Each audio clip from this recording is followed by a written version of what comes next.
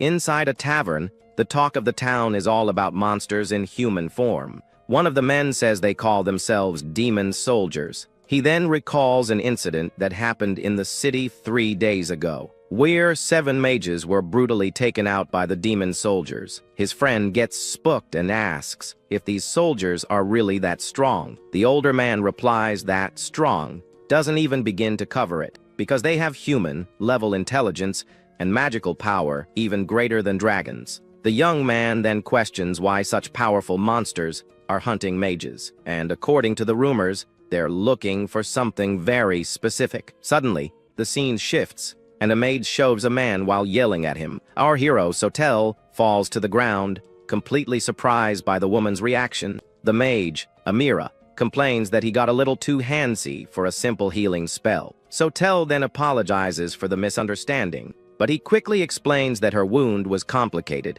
because it had 2 different poisons. The healer asks if she didn't go a little too far, and she turns to a blonde guy. Shiero and Radian join the conversation, and Radian tells her to just drop it. He says it's a waste of time, and that even looking at Sotel will ruin his drink. Our protagonist is bummed out, but agrees in the end. Radian then says Sotel's job is done, and tells him to get lost. And he throws a few coins on the ground as a humiliating payment for the healer. Radian tells him to come back tomorrow, and the party starts to leave, but Sotel calls out to him. Our hero then asks, outraged, if that's all he's getting paid, because on the ground were just a few measly bronze coins. Without even looking back, Radian replies that's what his work is worth. He humiliates him further, saying Sotel is just a burden who hides in the shadows. And right after that, the party enters the building, leaving him all alone. Meanwhile, inside, people recognize the famous rank of party. Everyone admires the trio and comments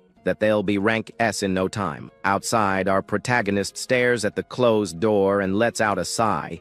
He then remembers he was injured and uses a healing spell on himself. After that, our protagonist gets lost in thought, staring into space. He glares at the coins on the ground with a look of pure defeat. Sotel squeezes his eyes shut, trying to hold back all his anger, and he sits on the ground, wondering what he's even doing with his life. Our hero just sits there with a completely defeated posture. All alone on that cold street, he reflects on his future. Looking up at the moon, he thinks that maybe he should just give up on being an adventurer.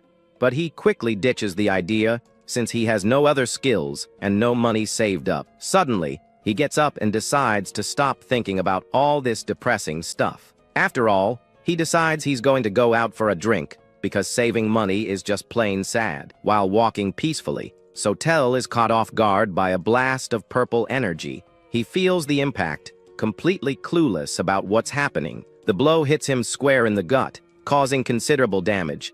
With wide eyes, our hero can't process the situation. He looks down and sees his abdomen is bleeding a lot. The confusion soon gives way to an expression of anger and determination. Seeing his hand covered in blood, he wonders what in the world this is. A cloaked figure appears and laments, having missed the attack that was supposed to be fatal. Our hero senses the presence and notices it's no ordinary human. On the rooftop, the monster observes him with a powerful aura. Sotel feels an immense magical power, stronger than any rank S he's ever seen. The monster introduces himself as Xion, a demon soldier in the service of the Demon King. With a wicked smile, he says he's finally found him, and right after, he reveals that his mission is to take the life of the healer, Sotel. Our protagonist doesn't understand how a demon soldier knows him. Xion attacks again, but Sotel manages to defend himself with his staff. Even while blocking, our protagonist is pushed back by the force of the blow. He quickly uses the spell Angelic Heal to patch up his wound. The demon is impressed by his speed, and Sotel thanks him for the compliment. Now healed, he gets ready for the next round of the fight. Our hero charges at Xion with everything he's got, but the demon taunts him, telling him to stop holding back. Sotel replies that he's not messing around, and realizes the monster really wants to end him. He doesn't get why, since he considers himself just a washed-up, rank F healer. Xion is completely shocked by our protagonist's statement. The demon then asks if he really doesn't know the extent of his own power. Our protagonist is confused, and Xion calls him a wasted treasure, and he reveals that he possesses a 1 in a 1,000-year ability. Suddenly, Xion attacks him by surprise, and Sotel screams, not understanding what's happening. The strike is too fast and hits our hero dead on. In the blink of an eye, Sotel's head is separated from his body. Xion explains that even incomplete, his power would become a threat in the future. Our protagonist is disoriented as his consciousness slowly fades. He sees his own body on the ground and wonders if he's really going to go out like this. Suddenly, a strange memory surfaces in his mind. In it, he sees Radian and Amira on top of a cliff, and he also sees himself fighting desperately against terrifying monsters. The faces of his old teammates appear in his thoughts. He remembers how he was excluded by the party, and realizes he doesn't have a single good memory. The last thing he sees is the silhouette of Radian confirming his failure. His last memory is the contemptuous look from his former comrades, all while the demon Zaun watches him with a satisfied smirk on his face. The red glint in the monster's eye reveals its malicious and cruel nature. And Sotel's last thought is that he had a really crappy life. But suddenly, the darkness vanishes and gives way to a beautiful, sunny landscape. Unexpectedly, a blue eye slowly opens, taking in the sunlight. Then, it widens in pure shock and surprise at the situation. Our hero jumps to his feet, totally confused by what he's seeing. He wonders where he is. A sweat drips down his face. Looking at himself, he notices his body is different, much younger. Our hero is all alone in the middle of a forest under a massive tree. He then stares at his hands and notes that they don't have any scars anymore. Confused, he touches his chest because he's sure he should be dead. He gets up and walks to a lake, wondering if he somehow came back to life, but he quickly dismisses that idea, since that would be impossible. And upon seeing his reflection in the water, he sees the face of an unknown young man. Suddenly, 3 men appear, and one of them says he isn't dead after all. Our hero turns his head, confused by the stranger's comment. The man says he looked dead yesterday, and that it would have been better if he'd stayed that way. Sotel stares at the group, trying to figure out if they're enemies. The heavyset man calls him Tyria and tells him to get up and get ready. Our boy is confused by the situation and assumes they must be allies, but the guy grabs him angrily, and our hero asks who they are. The man then questions if he got beat up so bad that he lost his memory, and he even threatens him with another beatdown to see if that'll wake him up. Our protagonist notices that Tyria's body is covered in wounds, just like his was. And as he realizes his soul has moved into the young man's body, a punch comes flying.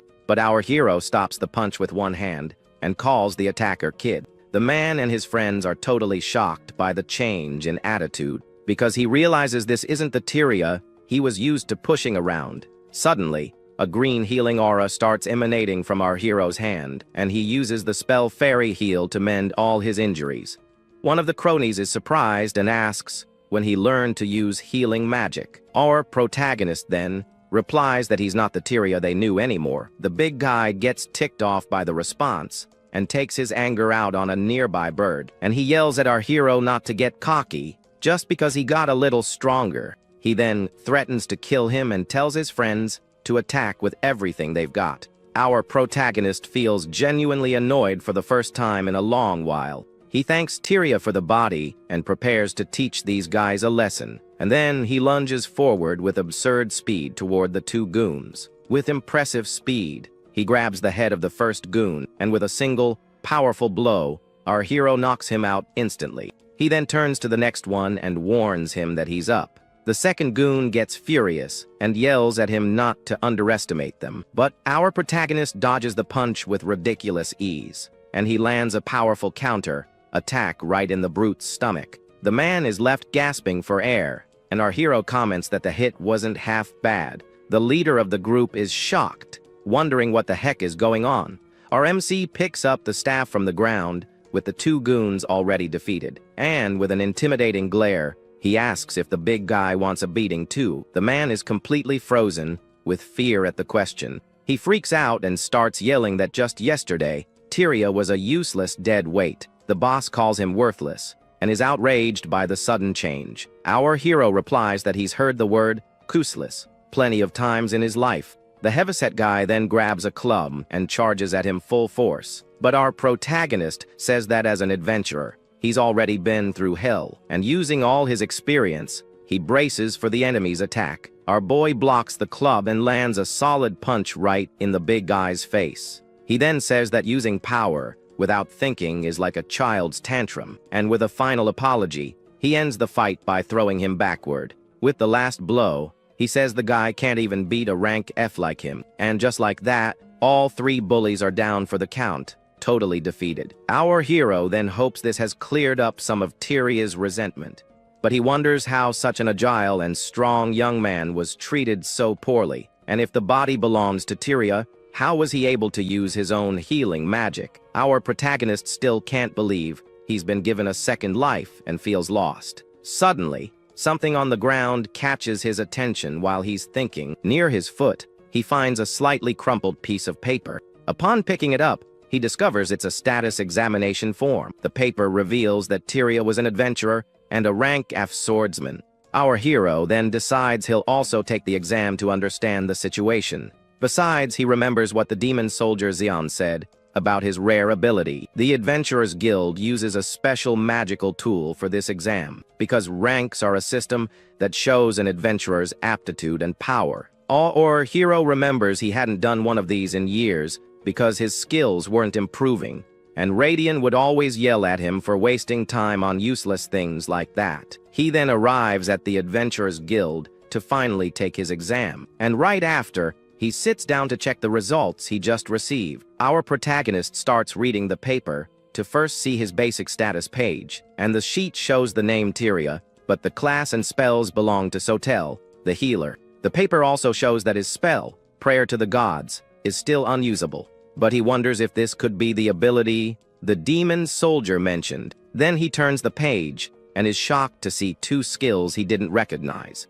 Our protagonist is surprised by the skills Club and Full Auto. He remembers that Club is a common skill for physical attack classes, and even though he's a healer, he manifested it from swinging his staff so much. This means the real focus here is the ability called Full Auto, because it automatically activates its effects on the user and any allies he recognizes. Our hero then wonders if this is the so-called 1-in-1,000-year skill. He decides he needs to test it in the field, but suddenly, he hears familiar voices. Radian and his party enter the guild, and the blonde says Sotel isn't there. Amira complains that he's a terrible old man for running off without saying anything. Our boy gets tense, having completely forgotten about his former companions. Meanwhile, the trio looks for a new quest, since they're without a healer.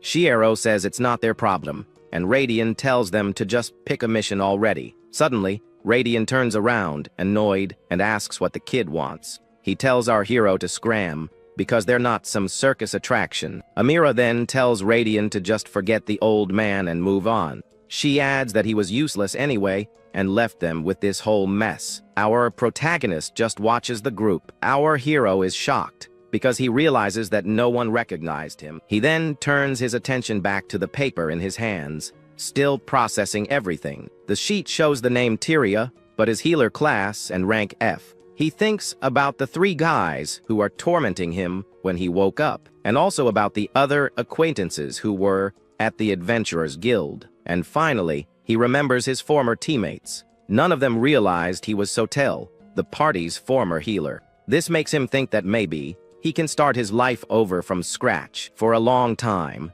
he was an adventurer who had given up on everything. He needed money, and for that, he humbled himself before people like them. Our protagonist remembers his crappy life with a bitter smile, but now, with a determined look, he decides to put an end to that past. He crumples the paper in his hand with force and conviction, and he stands up, ready to finally leave his old life behind. To test his new skills, he accepts a very simple mission. The task is rank E, and consists of eliminating 30 wolves from the forest. He uses the staff he picked up to defend against the creature's first attack, and with his eyes glowing, he prepares to use one of his new skills. Our hero then uses club and lands a devastating blow on the wolf. Another monster charges forward, and our boy gets ready for the next attack. With another clean hit, he finishes off the wolf and thinks about how good the skill is. Suddenly, he feels a surge of power and sees that Club has already leveled up to 2, and the party doesn't seem to be ending, as 3 more wolves emerge from the forest. With a confident smile, He prepares to test his full auto ability. Our hero then extends his hand and shouts the skill's name with all his might, but to his surprise, absolutely nothing happens, and he's left confused. One of the wolves takes advantage of the distraction and lunges at him. With no time to think, our boy reacts and lands a solid punch right in the mutt's face. He then wonders why the ability didn't activate, as he expected, but looking at the paper in his hand, he finally understands why. The skill activates automatically on him and any allies he recognizes by name. And to test his theory, he lets another wild wolf charge at him. The monster bites his arm hard, but our protagonist doesn't even flinch. And out of nowhere, the wolf's teeth shatter as if they'd bitten a rock. The creature is left with a broken jaw, crying out in pain from the result. He then realizes the skill is incredible, and with it, the damage he takes is almost zero. Our hero understands why the skill is a treasure, as it levels up faster. Now, everything makes sense, and he finally understands the demon soldier's motive. Because if he develops this ability, he could become infinitely stronger. The skill wasn't non-existent, he just didn't know he had it, and now he can start over. The ability had been active the whole time, but he simply didn't know it, and since he only ever faced strong opponents, he never felt its benefits. Now his body feels as light as a feather as the last wolf stares him down. He can see the creature's every move, as if it were in slow motion. Our hero understands that he'd been receiving the skill's benefits for a long time without noticing, and after the battle, the bodies of the wolves are scattered across the clearing. He then stares at the paper with the information about his new abilities, and he thinks that the full auto skill was something even the Demon King feared, but by a twist of fate, he came back to life and can now master this skill. With a dirty face, he promises to turn the tables and live this second life like a king. Back in the city, our boy walks the streets with a new purpose. He returns from the hunt carrying a huge, heavy sack on his back. The mission was to kill 30 wolves, but he got carried away and hunted triple that amount.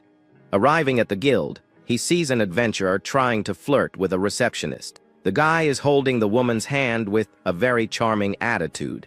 He calls her Rosa and asks if she has a little free time for him. The woman smiles shyly, but seems to be enjoying the attention. The adventurer says her shyness is cute and asks her out, but their conversation is interrupted when someone shows up behind the guy. The adventurer then slaps their hand away. The adventurer gets annoyed, but is cut off by a loud thud on the counter, because our hero slams a giant sack on the table, startling the receptionist, Rosa, and right after that, he throws down another huge sack, surprising the woman even more. Our boy then asks with an innocent face if he did something wrong. Poor Rosa is almost buried by the sacks of items he brought, and she's even more shocked by the size and weight of it all.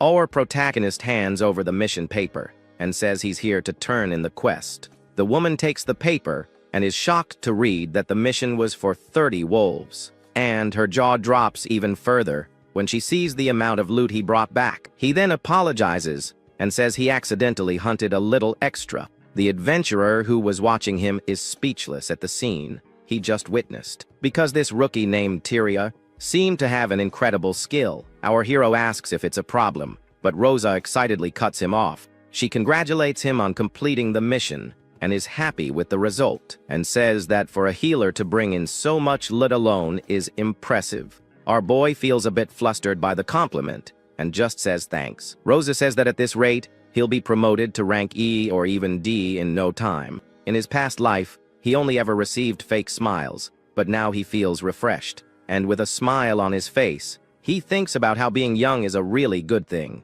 But the adventurer rudely tells him to get out of the way. The adventurer then glares at him and asks if he's a rookie around here. Our boy vaguely replies that it's something like that. The guy laughs cockily and says he can see right through him, because he accuses him of just trying to impress the receptionist. Our hero calmly asks what would be wrong with that.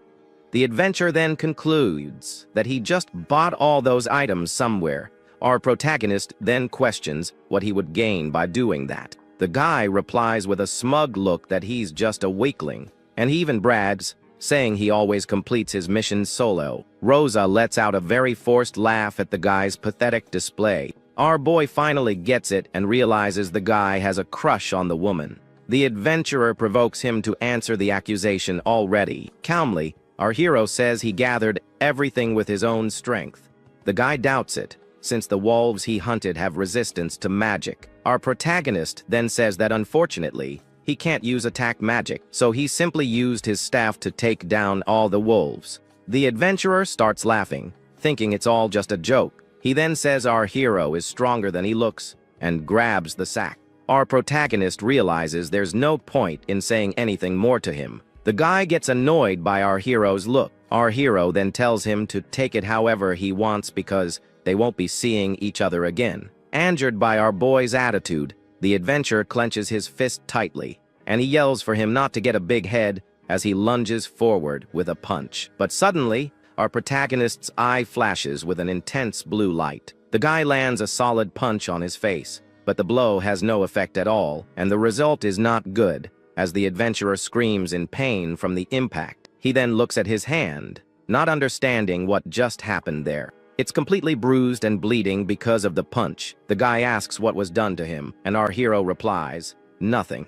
Our protagonist says he didn't do a thing, and that it was just his defense skill. And from the impact of the punch, his full auto ability levels up to 2. Thus, his self-healing and reflex enhancement also improve. The people around them comment that the injury looks pretty painful, and they even find the guy pathetic for getting beat up after starting the fight. The adventurer is filled with shame and anger over the whole situation, so he grabs his sword, ready for round 2 of the fight. He draws his weapon, completely determined to get revenge on our hero. Yelling that he'll never forgive him, he charges forward with a sword attack. Our protagonist calmly predicts the downward strike coming from the right, and he easily dodges the attack by just stepping to the side. The adventurer is shocked, not expecting him to dodge so easily. Even with an injured hand, he prepares for the next sword attack. Then he tries a horizontal slash from the left, but our hero predicts the move. Thanks to his skill,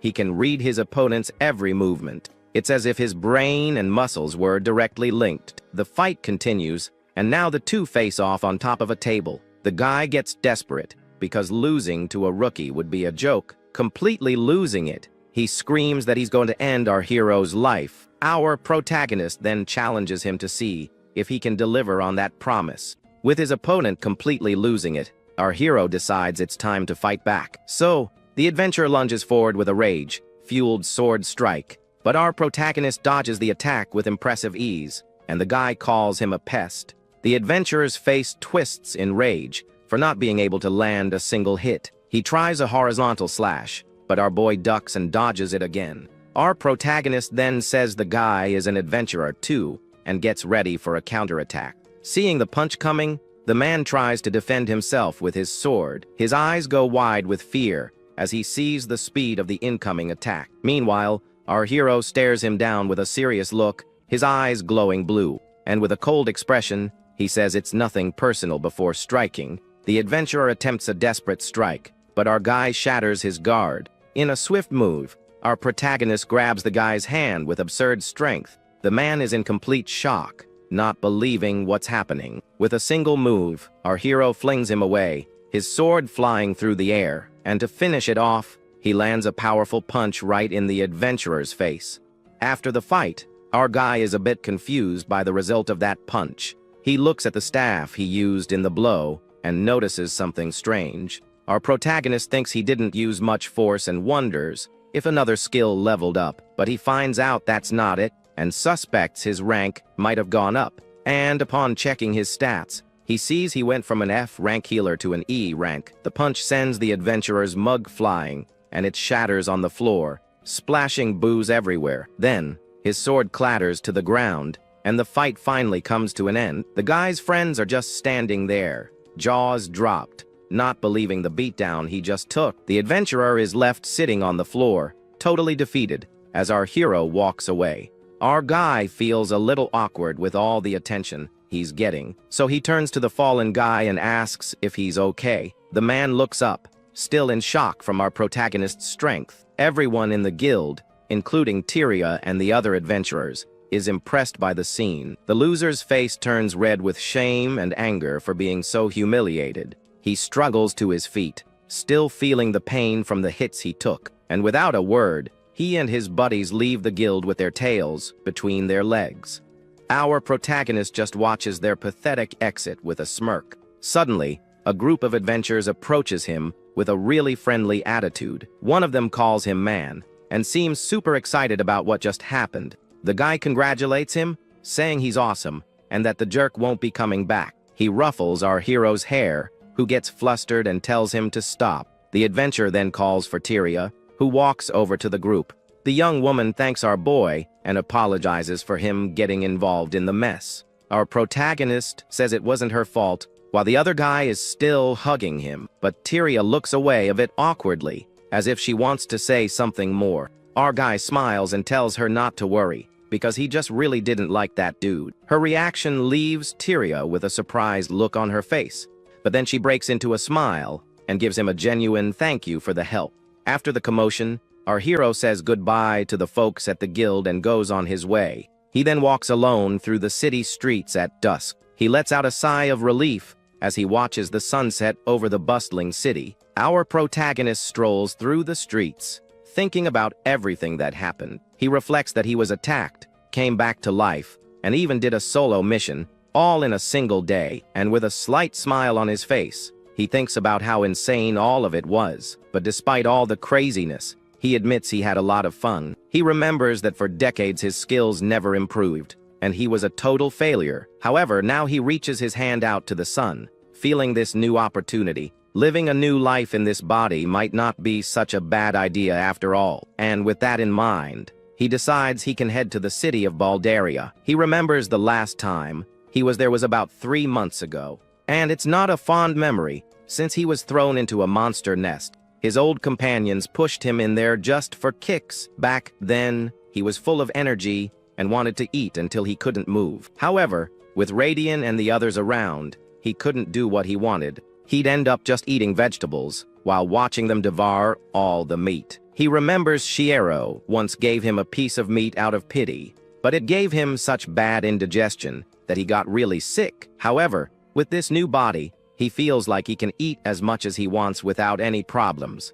Our guy then stops for a moment to reflect on his new life. He has a lot of questions about the why and how of it all, but he decides that what's done is done, and it's better to just get used to it. With a clearer mind, he enters a house to start getting ready. Decided, he says there's no time like the present and goes to pack his things. Our protagonist then grabs his bag to start organizing his items. He sits on the floor and begins to sort everything he'll need for the trip. With a smile on his face, he feels like a kid before a field trip, and soon after, he says the preparations are almost all set. However, he didn't count on a small snag in his plans. As he stretches, he realizes the kid's body was really well built. Because of that, he decides he needs to buy new clothes before he leaves. Next, our hero starts boiling something in a pot over the fire. Carefully, he removes the hot pot to finish his preparation. Inside is a potion made with 7 types of herbs and his own magical power. He thinks the name,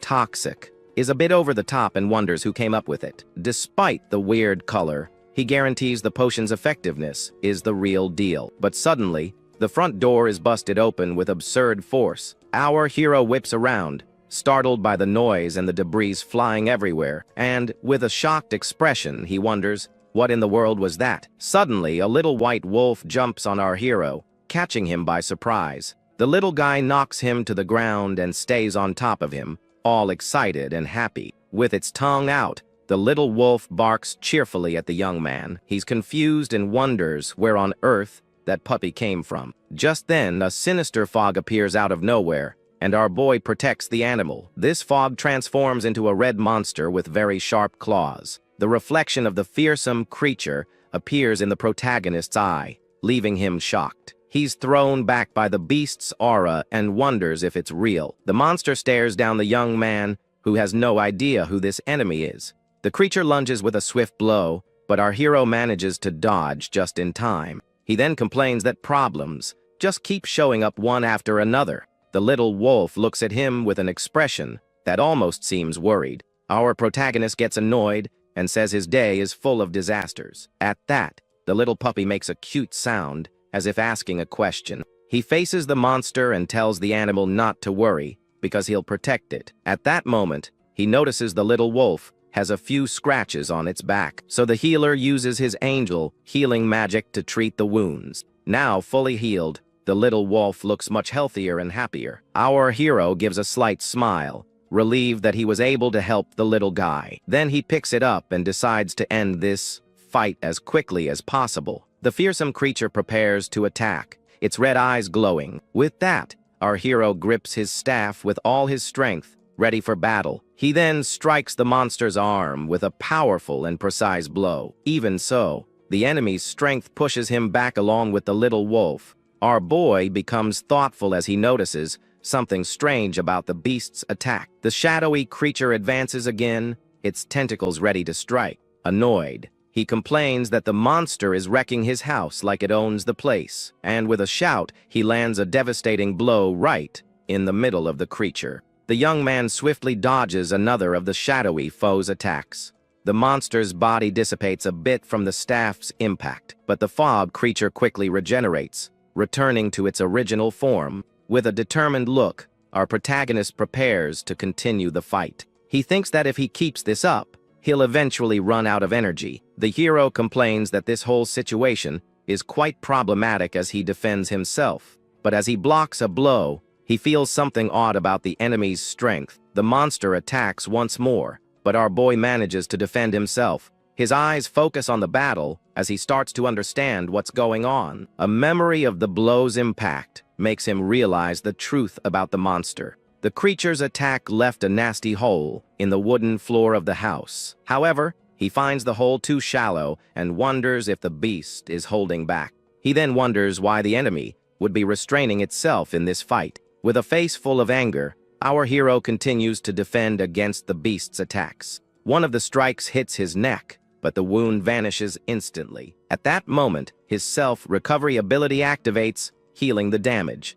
With a confident look, he thinks about how useful this healing skill is. The fog creature then prepares for another powerful attack. With a fearsome roar, the monster opens its arms and charges with everything it's got. The beast advances, but our protagonist looks at it with a different expression. Just then, he gets an idea and wonders if the monster is weak against healing power. The creature attacks with its arm, which looks more like a sharp tentacle. The blow destroys another piece of the house, kicking up wood dust. Seeing this, our hero prepares to finally test his new theory. He decides he won't waste time thinking, and will find out through action. So the young man uses his fairy healing magic directly on the monster. The creature screams in pain as the healing magic deals an absurd amount of damage to it. With a victorious smile, our protagonist realizes he hit the mark. The monster retreats, feeling the power of the holy magic searing its body. Seeing the enemy's weakness,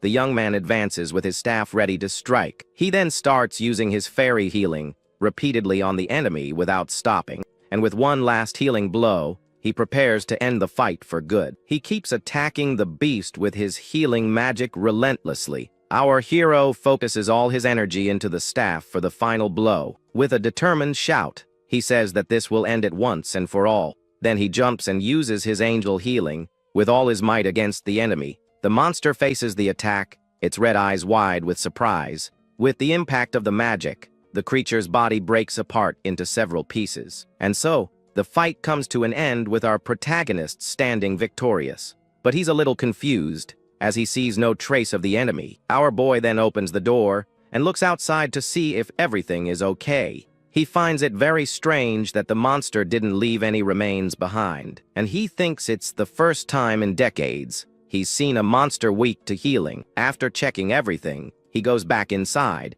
Still thoughtful, the young man puts a hand on his head, feeling a bit dizzy and tired.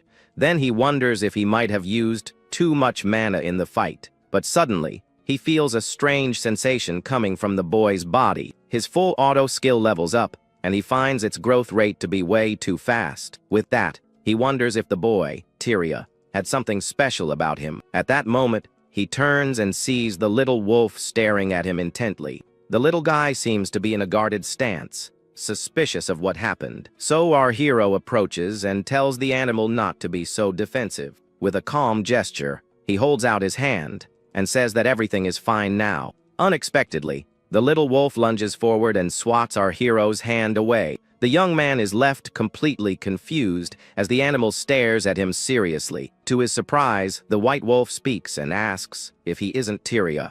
The animal then asks where Tyria is and why he has that appearance. Completely in shock, our protagonist can't believe the puppy just talked. A status screen appears, revealing that his skills have leveled up. Filled with anger, the wolf bares its teeth and demands to know what he did to Tyria. The healer then asks if Tyria was perhaps the owner of this body. The animal seems to understand the situation and readies its sharp claws. Full of fury, the wolf accuses him of simply stealing its friend's body. The young man quickly tries to explain, denying that he did that to the boy, but the animal doesn't listen and lunges at him with all its fury. Now the two face off, creating incredible tension, and the wolf is ready to pounce. Our hero yells as the white wolf leaps toward him to attack. Without hesitation, the creature bites the young man's arm with considerable force. Even with the bite, he maintains a serious and focused look on the situation. The wolf stops for a moment,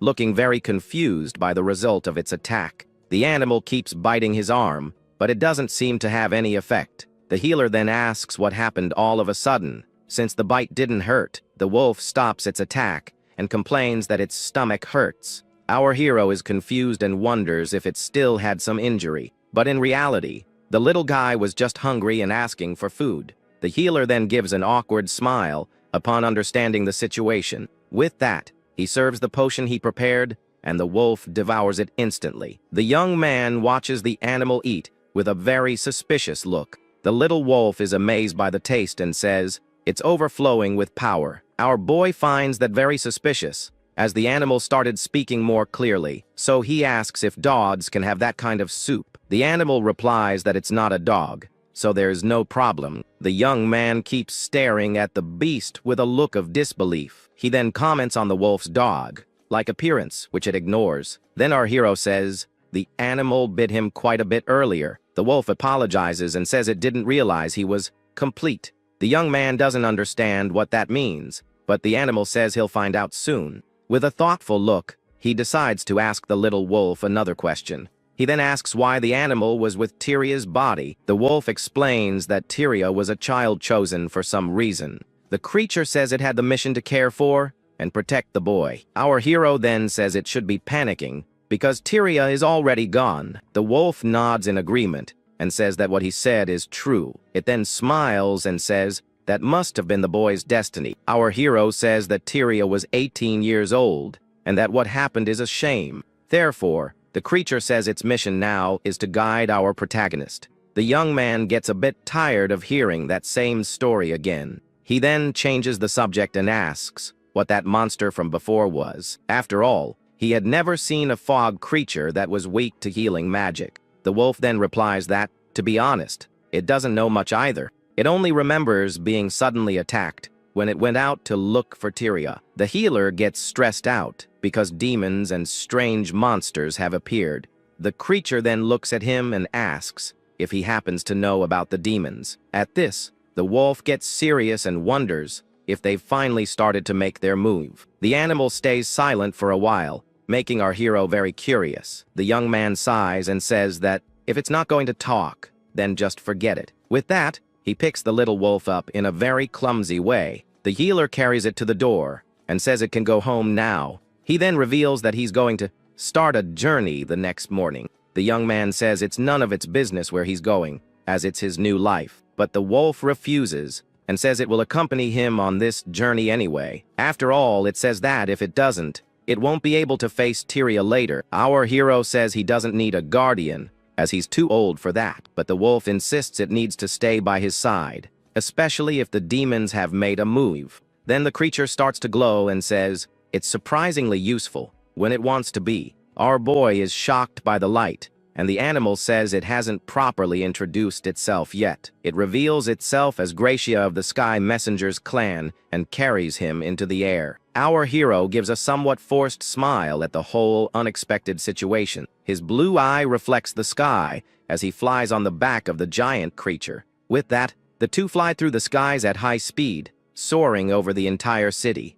Then he gets a view of a couple holding hands, walking down the street, and also of a guy dancing, and another one crouching to pick something up from the ground. Gracia then tells Sotel to use him if he has a goal for this journey, and with that, the two continue their flight through the city's skies toward the horizon. The healer becomes thoughtful at the word kus, as he doesn't really like it. After all, that word reminds him of how he was used and betrayed in the past.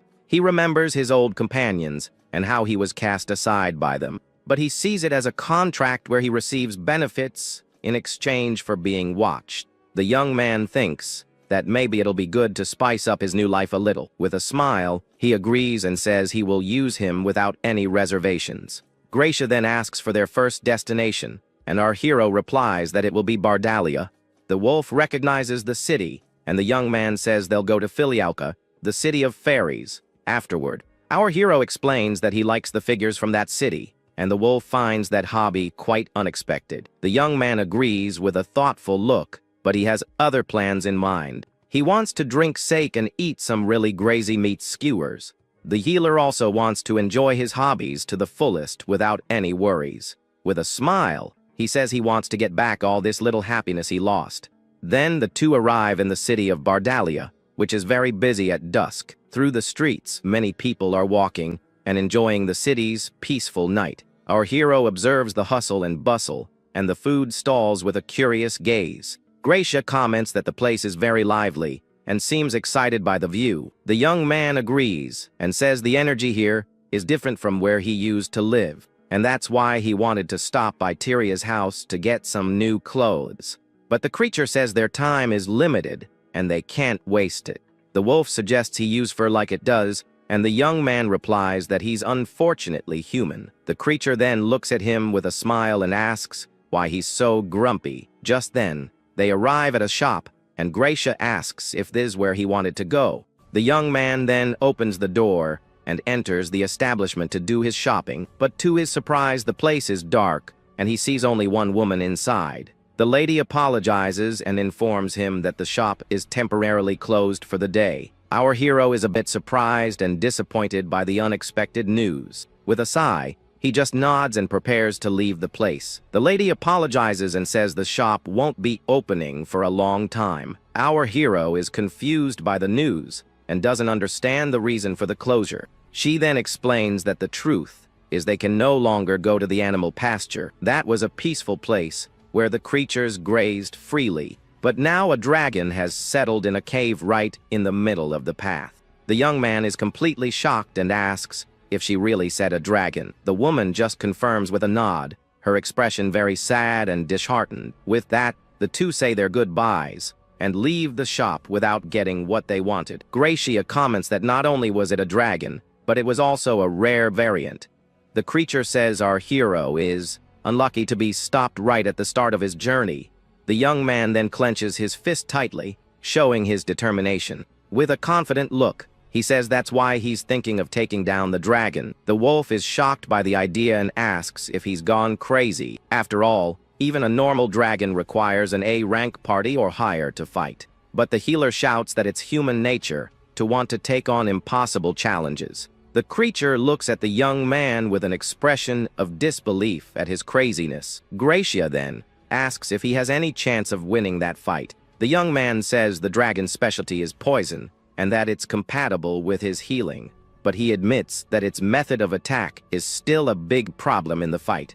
He explains that its scales are harder than orichalcum, and Gracia notes his experience. Our hero reveals that a long time ago, he fought against dragons a few times, but he only remembers being treated like a shield and having some terrible times. The creature gets confused and wonders about this long time ago. The young man laughs and says he's much older than he looks. Then, he admits the odds are against him if he attacks the way he is now. Gracia looks at him seriously, as he says he needs weapons and equipment. That's why he wants to get some armor, and the wolf has no objection. With their plan set, the two then arrive at a weapons shop in the city. Our hero enters the place, and a bald shopkeeper greets him with a welcome. The healer says he's going to hunt a dragon, and asks if he has any weapons for it. The man is very surprised by the request and repeats the word, dragon. With a mocking smile, He tells the boy to forget it and go play with his little dog. Gracia gets furious,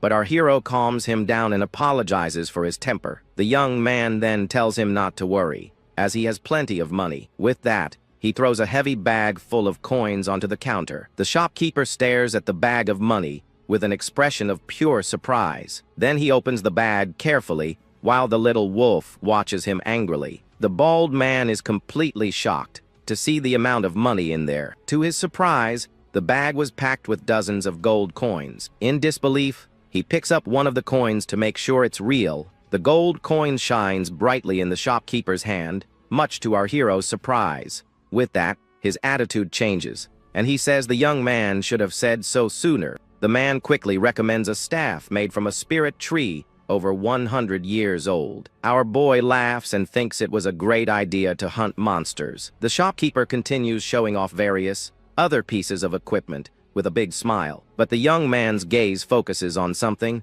and the man carefully picks up a sword. His blue eyes sparkle as he sees the weapon, which gleams with a strong, golden light. The healer then takes the sword, and the shopkeeper praises him for his good taste in choosing it. He then explains that the weapon is made from a rare, or called atherast. The sword emanates a blue aura, and its magical conductivity is very high. The shopkeeper then asks where he's from, as he's never seen him around before. He notes that the young man is well dressed, and that even his dog has a dignified air about it. At that, our hero says he'll buy it, and Gracia asks if he knows how to use a sword.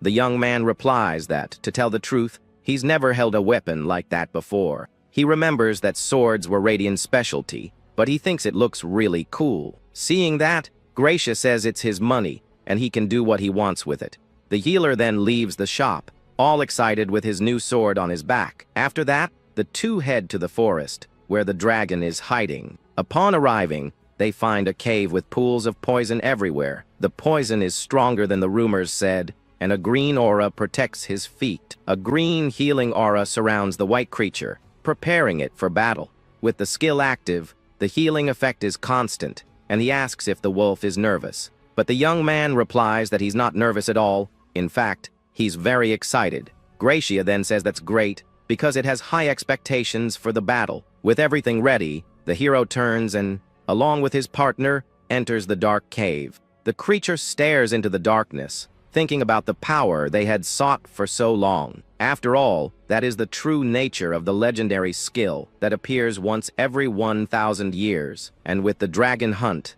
he'll finally be able to verify its true essence. It all goes back 2 years ago when a silver-haired warrior used her purple powers against the danger. Then a colossal dragon with pink scales and red eyes appears, glowing brightly in the darkness. With that, the group of adventurers faces the giant beast in a life or death battle in the middle of an open field. At that moment, the healer's hands prepare to cast a powerful restoration spell on his allies. He then uses his angelic healing magic to restore the strength of his ally who was injured in combat. But the annoyed blonde man charges forward with his sword, ready to pierce the tough skin of this flying monster. The pink-haired maid shouts magical words as she prepares a fire attack against the winged enemy. A giant explosion occurs in front of the creature, while the warrior attempts a decisive aerial strike. At this, the giant beast glares at the humans with a look of pure hatred and contempt for their audacity. Radian grinds his teeth in frustration,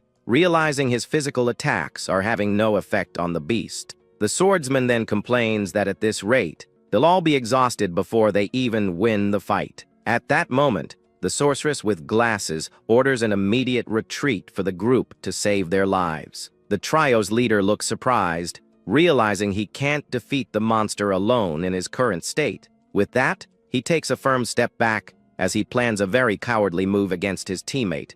But the weak young man watches the blonde man approach with an expression full of malice and great hatred. Then, the brute grabs Sotel by the collar and says that if he has enough energy to talk, he should be useful now. He throws the poor healer toward the danger just to buy some time and get away as fast as possible. The silver-haired warrior watches the scene, completely shocked by the cruelty of her own ally. However, the mage gives a wicked smile, as she already expected the leader to do that to the useless boy. In the end, the hero falls to the ground alone, as the others run away, leaving him behind as simple bait. The young man is paralyzed with fear as he remembers his past life and the terror he felt that day. He remembers the creature opening its huge mouth, ready to swallow him whole without any mercy. Even facing his imminent end, he used his angel's healing to protect himself from the beast's venomous attack. The healer was thrown far by the force of the blow, but still tried to stay on his feet in the fight.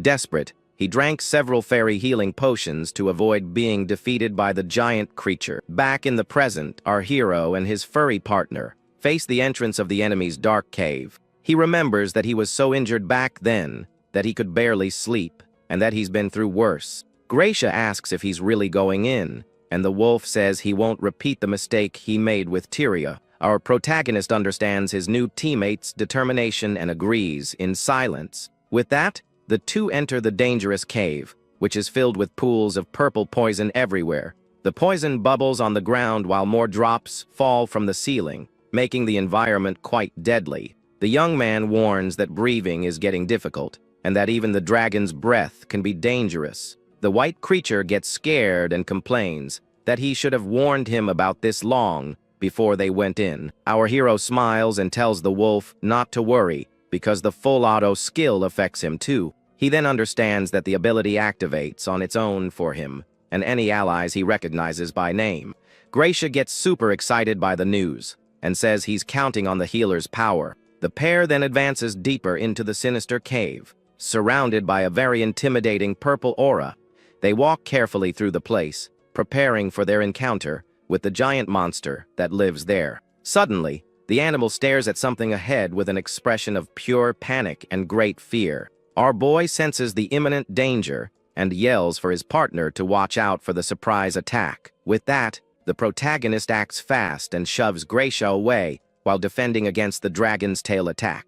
The poison-covered tail whips through the air, and the creature finally reveals itself completely in the dark cave. The monster's body is covered in a purple goo, and its red eyes glow with a thirst for battle. But despite the danger, our hero remains calm and faces the beast with a serious and very determined look. The dragon then attacks again with a powerful swipe of its tail, trying to crush the young man at once.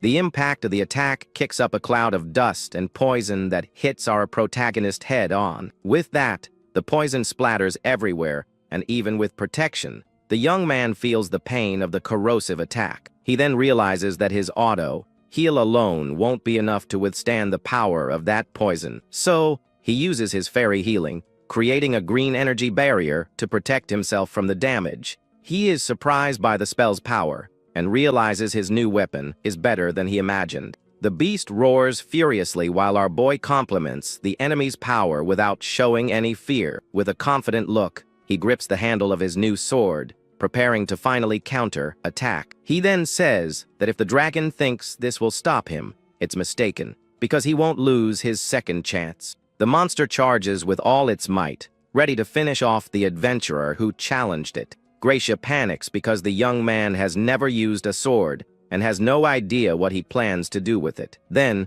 our hero wields the sword still in its sheath, as if it were a large wooden club. He uses his club's skill and lands a blow on the dragon's head with the sheathed sword. The little wolf is completely shocked by the scene, not expecting such a bizarre move from his partner. The blow has no effect, and the beast roars as the young man admits his plan didn't work out so well. The wolf yells that it's a sword and he needs to unsheath it, and our hero laughs and agrees with him. Then, the dragon opens its enormous mouth to launch another one of its poisonous attacks. With that, the slimy beast unleashes a blast of green venom toward our hero. Even so, the young man faces the attack head-on with a serious and determined look. The venom hits him squarely, completely enveloping him in a toxic and deadly cloud. At that moment, Gracia panics and shouts his partner's name, fearing the worst. The entire cave is covered in a thick green smoke, with no sign of the protagonist. But to the little wolf's relief,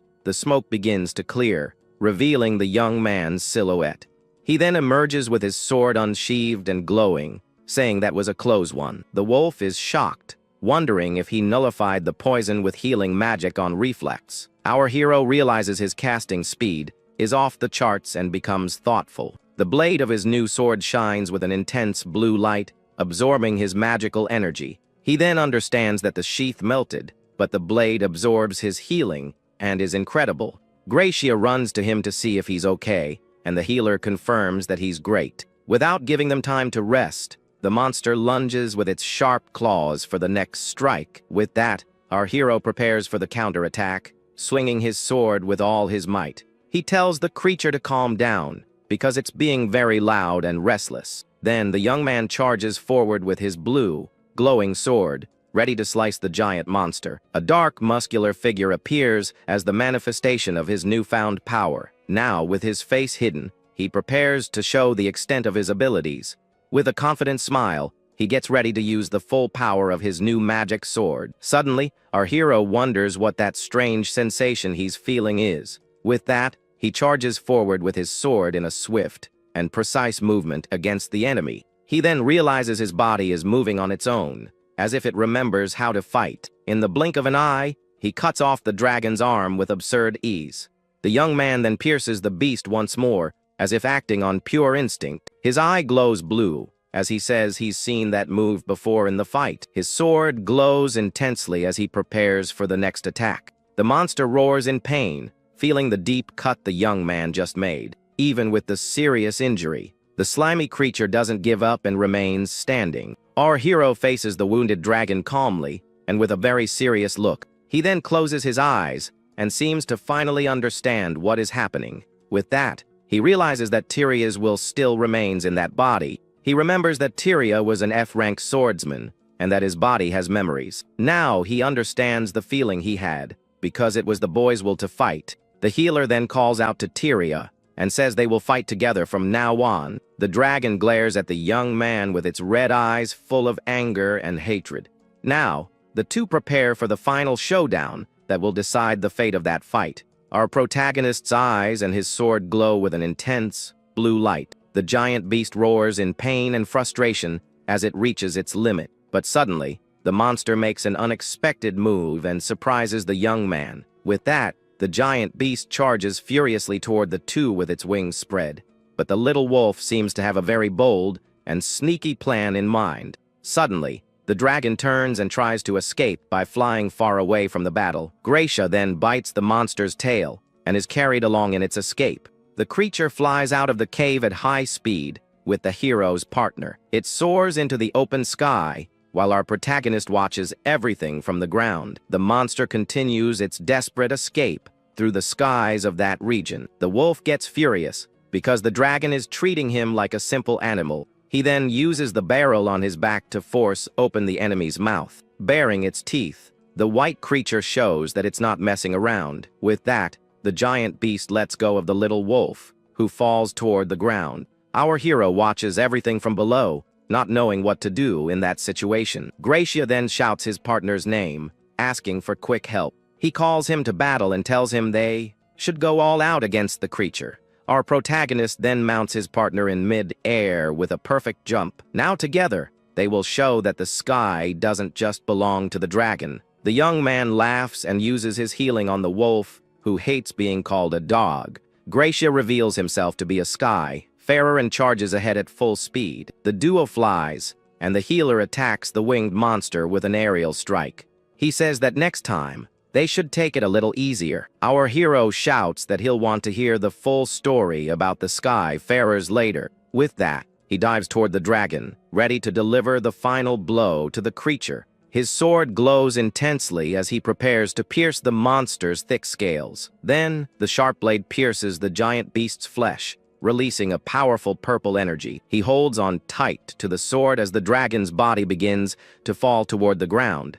With a single, well-aimed strike, the monster's head is separated from its body, and the fight comes to an end. Our hero then says that one day, they will sit down and talk about everything calmly. With a smile, he says they have plenty of time in this life to catch up. After the battle, the dragon's body lies in the river, and our hero rests on a rock. He stares at the water with a thoughtful look, processing everything that just happened. At this, his partner approaches, and he looks up at the sky with a feeling of victory in his chest. He holds his sword and says to himself that he finally managed to defeat the creature. With his own hands and that sword, He overcame his first great challenge alone. That was the first victory he achieved by himself, and also a testament to Tyria's life.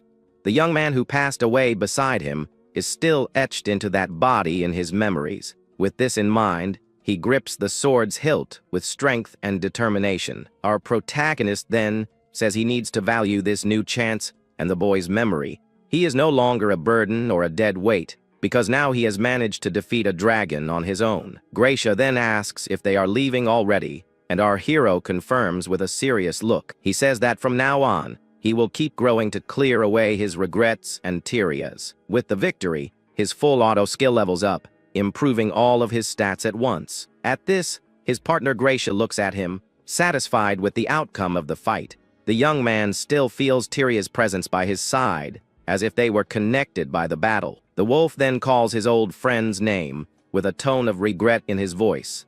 He admits that he was wrong and that's why he lost Tyria, but now he can't make the same mistakes again. Therefore, he promises to guide our hero, so that together they can fulfill the young swordsman's will. With a determined look, the creature says that to do so, he also needs to prepare for the future.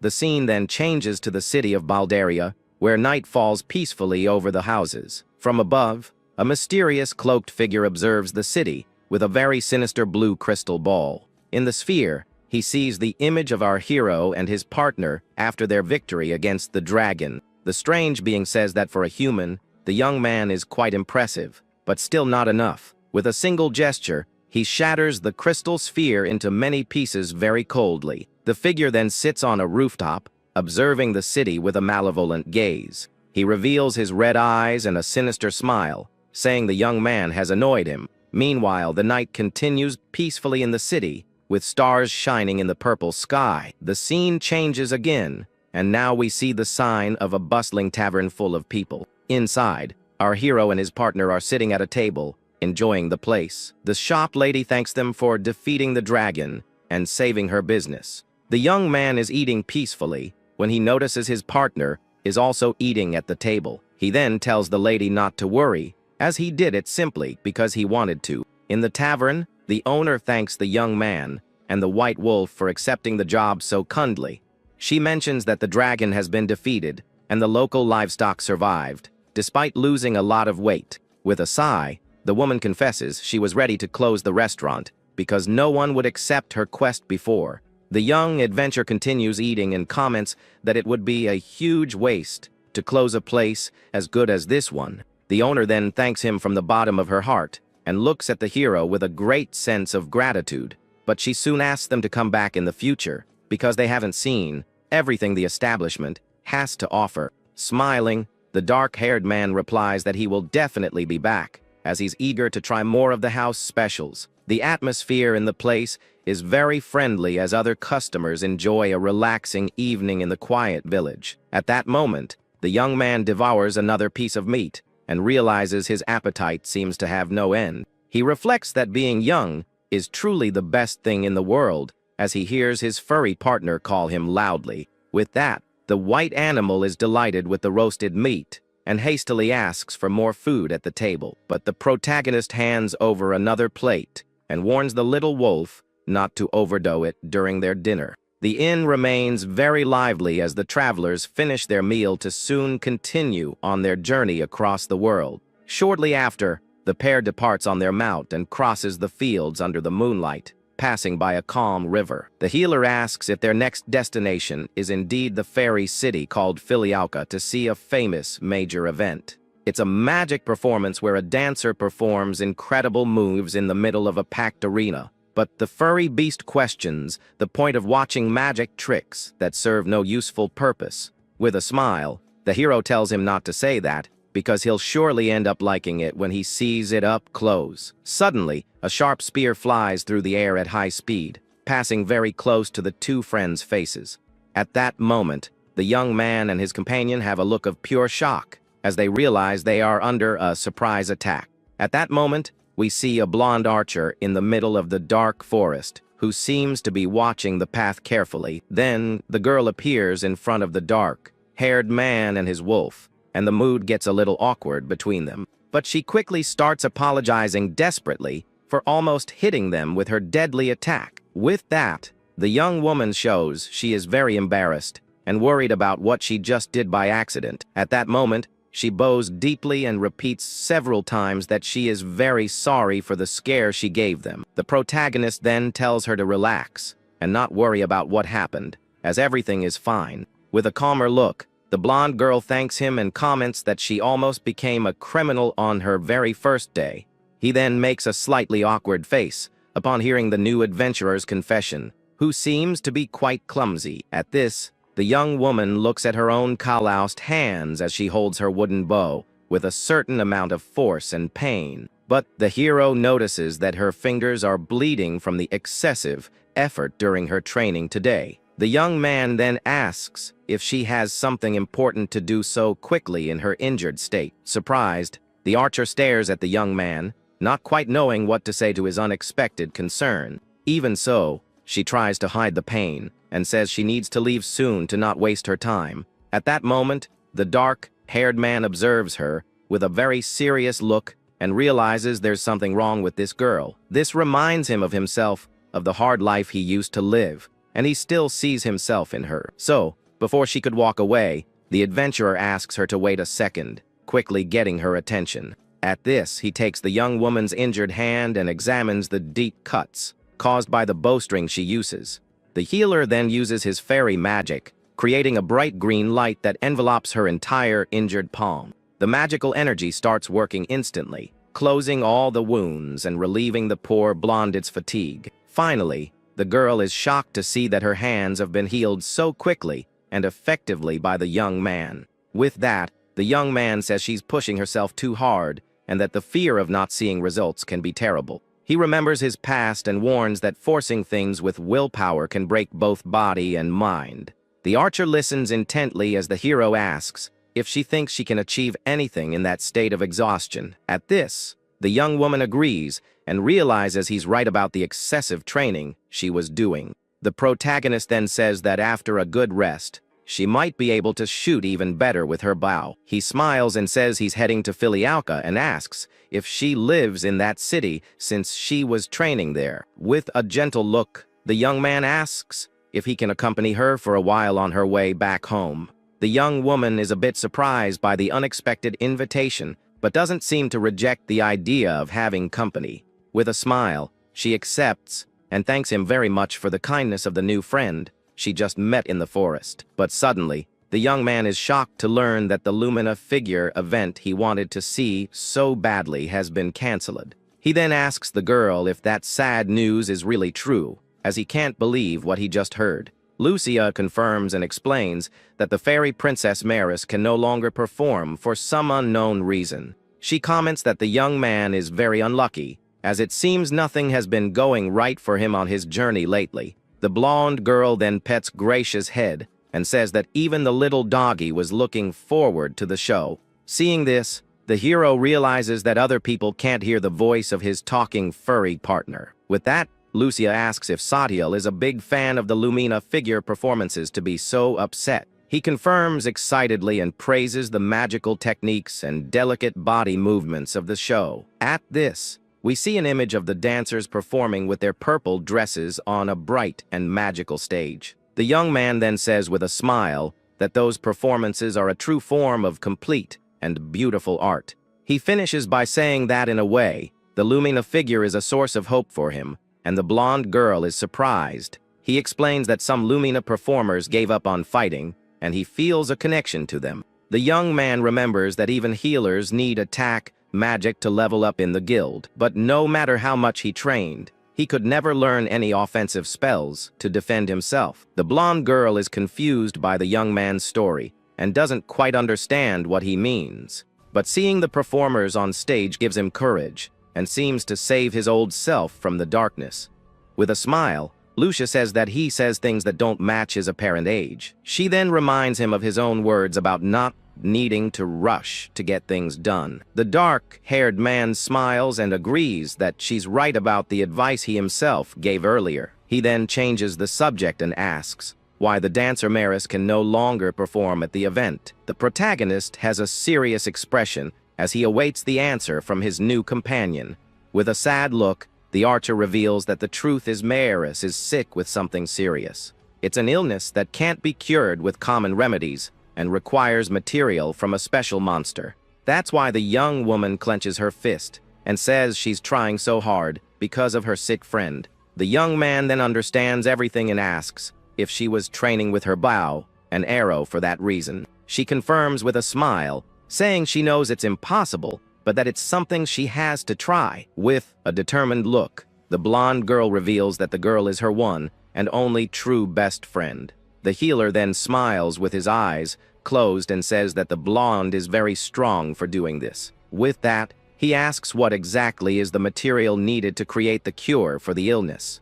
The young man gives a slightly sheepish laugh upon hearing the name of the ingredient, which seems quite familiar. The girl finds his reaction reckless, but the hero comments that they have a dragon liver. The young man shows the dragon liver to the blonde girl and asks if they can save Maris with it. At this, the archer is left completely speechless by the revelation and stares at the item with wide eyes. With that, the hero holds up the pinkish organ and says it can't be a lie because he got it himself. The scene then shifts to the city of Filialka, where the magical night covers the houses with a purple glow. Inside, we see Maris lying in a bed with red marks, showing the severity of her illness. Lucia runs into the room and calls for Dr. Eleanor, who waits for her with a serious expression. The brown-haired doctor looks at the young woman with a calm and professional expression on her face. With that, the doctor sits beside the bed while the blonde girl approaches to deliver the great news.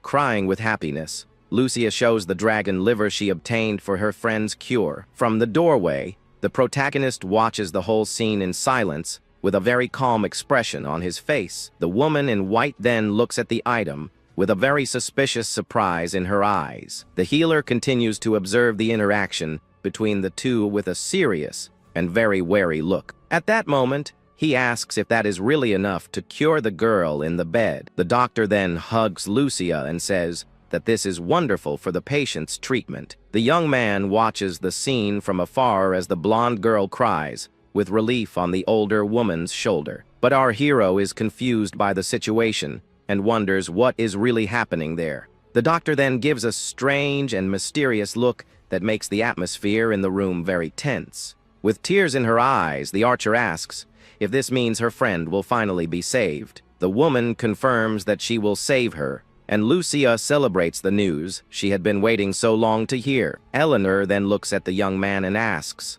if he was the one who brought the item, and he says it was a coincidence. The doctor gives a suspicious smile and says she understands the situation clearly. With a serious look, the protagonist simply replies that it was very lucky. Suddenly, he feels a strange energy, and his eyes widen in shock. He then wonders why his full auto skill activated, even when he wasn't in combat. At this, the woman's movements seem slow, and he questions if it's the enhanced focus. A dark figure with glowing red eyes suddenly appears in his mind. He has a vision of a giant skeleton as the doctor says she will prepare the medicine. The young man then approaches her with an expression of pure suspicion and tension. With that, the adventurer is on high alert as he feels something is very wrong. Lucia notices his attitude and calls his name with a concerned expression. She tells him not to worry because Dr. Eleanor is very trustworthy in the city. The blonde girl explains that even the children take her medicine and call her a mage. The healer hears the story and comments that it is indeed impressive. Then the bedroom door closes, and the atmosphere inside becomes much heavier. Our hero wonders what that sense of danger he felt a moment ago was. The doctor returns with another patient, and the archer asks if it's what she thinks it is. At this, the woman shows a vial with a red and very shiny potion in her hand. She says with a smile that if the sick girl drinks it, she will recover instantly. The marks of the illness are still visible on poor Maris's face and neck, but the young man interrupts and says he wants to ask something,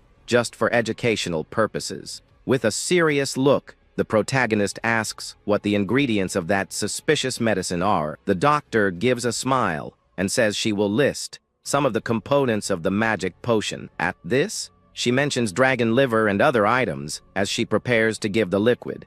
She then says that the rest of the ingredients are a secret and brings the vial closer to the patient. but the young man acts fast and grabs the woman's arm, stopping her from giving the medicine. With that, he says that even a healer like him knows that potion. A dark image of a skull forms in the red liquid, revealing the truth. Then he reveals that it's a deadly poison that destroys people from the inside out. He reveals that the medicine is actually a deadly substance that destroys people from the inside. The archer is shocked by this and doesn't understand a thing about what's happening. The woman then gives a wicked smile and asks what he could possibly be talking about. At that moment, the blonde turns to the hero and asks what he meant by that. But the fake doctor just shows a sinister smile, revealing her true intentions. With the vial in her hand, she says that if the boy is so curious about the medicine, she says he should try it on himself to find out what the potion really does. The archer is paralyzed with fear, unable to react to the woman's sudden attack. But our hero acts fast and pushes his new friend away from the imminent danger. As a result, the liquid ends up splashing on the healer's face, and he feels the pain instantly. The girl desperately screams her new friend's name when she sees what happened to him. The poison begins to spread through the young man's body, and he feels its effects immediately. Dark marks spread quickly across his body as he tries to resist. Then he uses his angelic heal magic to get rid of the poison that hit him. A blue aura surrounds his body, and in seconds, he's fully recovered from the attack. Seeing this, the doctor gets furious and yells that this is why she can't stand healers. She then tries to escape, but his canine partner appears to block her path. The wolf leaps toward the woman and growls that he won't let her get away. The creature then bites the villain's arm hard to stop her from escaping. The animal then throws her to the ground and pins her down, so she can't cause any more trouble. Eleanor looks at him furiously and asks if the boy is part of some special group. The villain then decides that's enough talk and releases her dark aura throughout the room. With this, she intends to end it all right now using her true evil power. The adventurer and his friend watch as a giant, frightening shadow emerges. The fake doctor finally reveals her demon form and says her name is Eleanor, but she says she'll make them pay dearly for the defeat of her precious pet dragon. The protagonist is surprised to hear about the winged creature he faced before. At that moment, the witch explains that the poison monster was actually her faithful servant. She looks at her hands, lamenting that her plans were ruined by mere mortals. The creature also says she planned to turn the princess into her new puppet. With a cold gaze, she vows she will never forgive the boy for messing everything up. The archer then gets confused and asks what the woman has been talking about this whole time. The enemy then scoffs at the sentiment of friendship and calls the blonde a foolish human. The evil woman explains that the sick girl was just going to be used to lure in other victims. In that instant, the two are horrified to discover the opponent's immense cruelty, but the demon just smiles, saying they all belong to the forces of darkness. The healer gets angry and asks why anyone would do something so terrible and wicked. With contempt, she states that this world is too good to be wasted on people. She continues, saying the waters and forests are rich in very pure magic. At that moment, the dark being makes it clear she intends to conquer everything because it's such an enchanting place. Before the humans ruin everything, the demons plan to take over every corner of this magic, rich world. The creature then claims the Demon King will save the land in a very cruel and terrifying way. The hero grinds his teeth, feeling immense anger at all the senseless destruction against the people. With a smile on her face, the villain comments that she might have gotten a little too carried away talking with the youngsters. So she decides to end the chat and begins preparing a very powerful magic strike against the group. The young adventurer is thrown backward by the impact of the dark energy that hits the area, but the witch doesn't stop and summons a giant water spirit to finish off her opponents once and for all. In that instant, the protagonist grips his staff tightly and prepares to use his attack technique. He spins the weapon, creating a blue aura as he bravely charges toward the giant liquid monster. From the impact, the elemental spirit starts to come apart, losing its original form after the powerful blow. Seeing the enemy stagger, the warrior realizes the attack is working very well against the threat. He then notices that to defeat the creature, he needs to destroy the core hidden inside the water. Finding the weak spot, the boy focuses all his attention on the small, glowing sphere that is floating. Quickly, the hero lands a direct hit, trying to pierce through the creature's body to end it all, but the monster regenerates quickly, and water splashes everywhere in the room, making the fight more difficult. Realizing nothing has changed, the archer points out that they're not getting anywhere fighting like this. Mocking them, the evil woman asks if that's the most power they can show in a fight. The healer tells her to stop talking so much nonsense about destiny as he tries to recover, but the blonde lowers her head and murmurs that she can't take any more of the witch's humiliations. At that moment, the girl draws her arrow furiously and vows she will never forgive the villain for what she's done. The hero strikes the water monster, but the creature regenerates instantly, ignoring his attack. The villain scoffs at their efforts, saying this whole friendship act is just pathetic. The blonde becomes enraged and tries to shoot more arrows, even though she's badly injured and tired. But the archer's shots pass right through the elemental spirit without causing any real damage. At that moment, the young warrior shouts for his friend to calm down and keep a level head. But she retorts in despair, feeling she doesn't have the strength to defeat the evil witch. Then the boy walks over to her and says, "That's enough of all this yelling in the middle of a fight." He explains that panic clouds your focus and hides the true nature of things. The girl listens to his words carefully and slowly starts to control her breathing. The healer then says she already knows what to do and just needs to trust her instincts. In that instant, the young woman's vision changes, and she starts to see beyond the creature's body. The water spirit reveals a bright, red core right in the center of its liquid structure. With perfect posture, the archer aims her bow with a precision that seems supernatural. At that moment, her eyes close for a second to feel the direction of the wind. She then opens her eyes with unshakable determination, focusing only on her main target. The blonde draws the bowstring with all her soul, and a green energy starts to emanate from her. The monster roars, but its weak point is completely exposed for the girl's final attack. With clarity, the warrior states that she can finally see where she needs to hit to win. She lets out a deep breath and concentrates every drop of her magic into that single sharp tip. Then the arrow of light shoots forward at high speed, tearing through the air toward the enemy's core. The water spirit charges forward fiercely, but the arrow hits its target dead on, destabilizing the creature. With the impact, the elemental monster explodes into 1,000 pieces and begins to completely dissolve in the room. The villain watches the scene with wide eyes, unable to believe her servant was defeated so easily. The giant's liquid body then dissolves into the air, leaving the witch completely unprotected in the fight. The archer and the evil woman stare each other down as silence fills the room for a few moments. Then the hero smiles proudly and says his partner's shot was truly incredible and right on the mark. At that moment, the blonde keeps her guard up with her bow, ready for any other surprises from the enemy. The boy observes the situation seriously and realizes the fight is still far from over. The white wolf then looks at the girl, impressed with the rapid improvements she showed in battle. The healer notices his canine partner's gaze and confirms that her power is something extraordinary. With that, the legendary creature admits that the young woman's ability is frightening, even for an ancient being. But the demon grinds her teeth in anger and smiles grimly. Even after losing her spirit, she admits their strength is impressive, but claims she still has many tricks up her sleeve. In that instant, the woman prepares to retreat, warning that she won't be defeated so easily.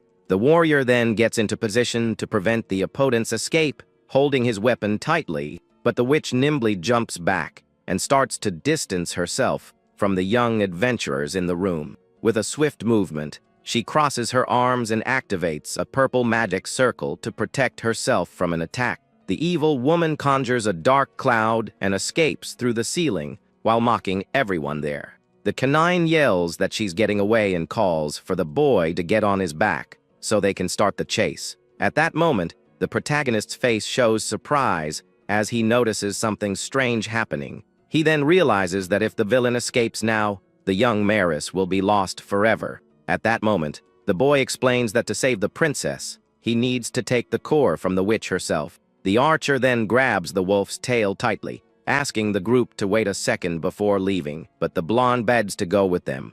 wanting to help save her best friend at all costs. The hero looks at her, surprised, but quickly agrees, saying she can indeed join them in the pursuit. In that instant, the adventurer extends his hand and pulls the girl up onto the large, furry animal.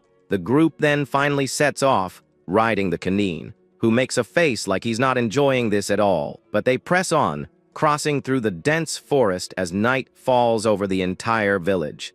The friends quickly manage to catch up to the demon, who was waiting for them in a dark spot in the woods. At that moment, the hero warns her that she's cornered and that her game is over once and for all. But the witch just lets out a mocking laugh, claiming that they are actually the ones who have fallen into her trap. Suddenly, a gigantic mud creature rises from the ground with a completely terrifying and bizarre appearance. With that, several other slime beings begin to sprout from the earth, surrounding our heroes on all sides. In that instant, the boy covers his face, smelling an unbearable stench coming from the dirt monsters. The wolf then complains that the smell is too strong for his sensitive animal nose, but the canine immediately states that he's no ordinary dog and can handle the full odor. As the situation gets tense, the healer prepares for combat, using his healing aura for protection. Suddenly, one of the monsters fires a heavy mud projectile toward the hero at high speed. At that moment, the young man uses his physical strike technique to powerfully deflect the enemy's attack. With a focused gaze, the protagonist destroys the projectile in mid-air, showing he's ready for the real fight. The hero realizes that ordinary attacks alone won't be enough to win this difficult battle. Meanwhile, the witch continues to float and watch everything from above with a mocking look. The boy then shouts to the archer, asking her to knock down the fruits in the tree. With that, the blonde quickly gets ready while the white wolf dashes across the battlefield. At that moment, the girl is a little confused, but quickly understands her friend's unusual plan. Firing her arrows with precision, she manages to knock down several fruits at once. The warrior then moves with agility to intercept the attacks from the mud monsters.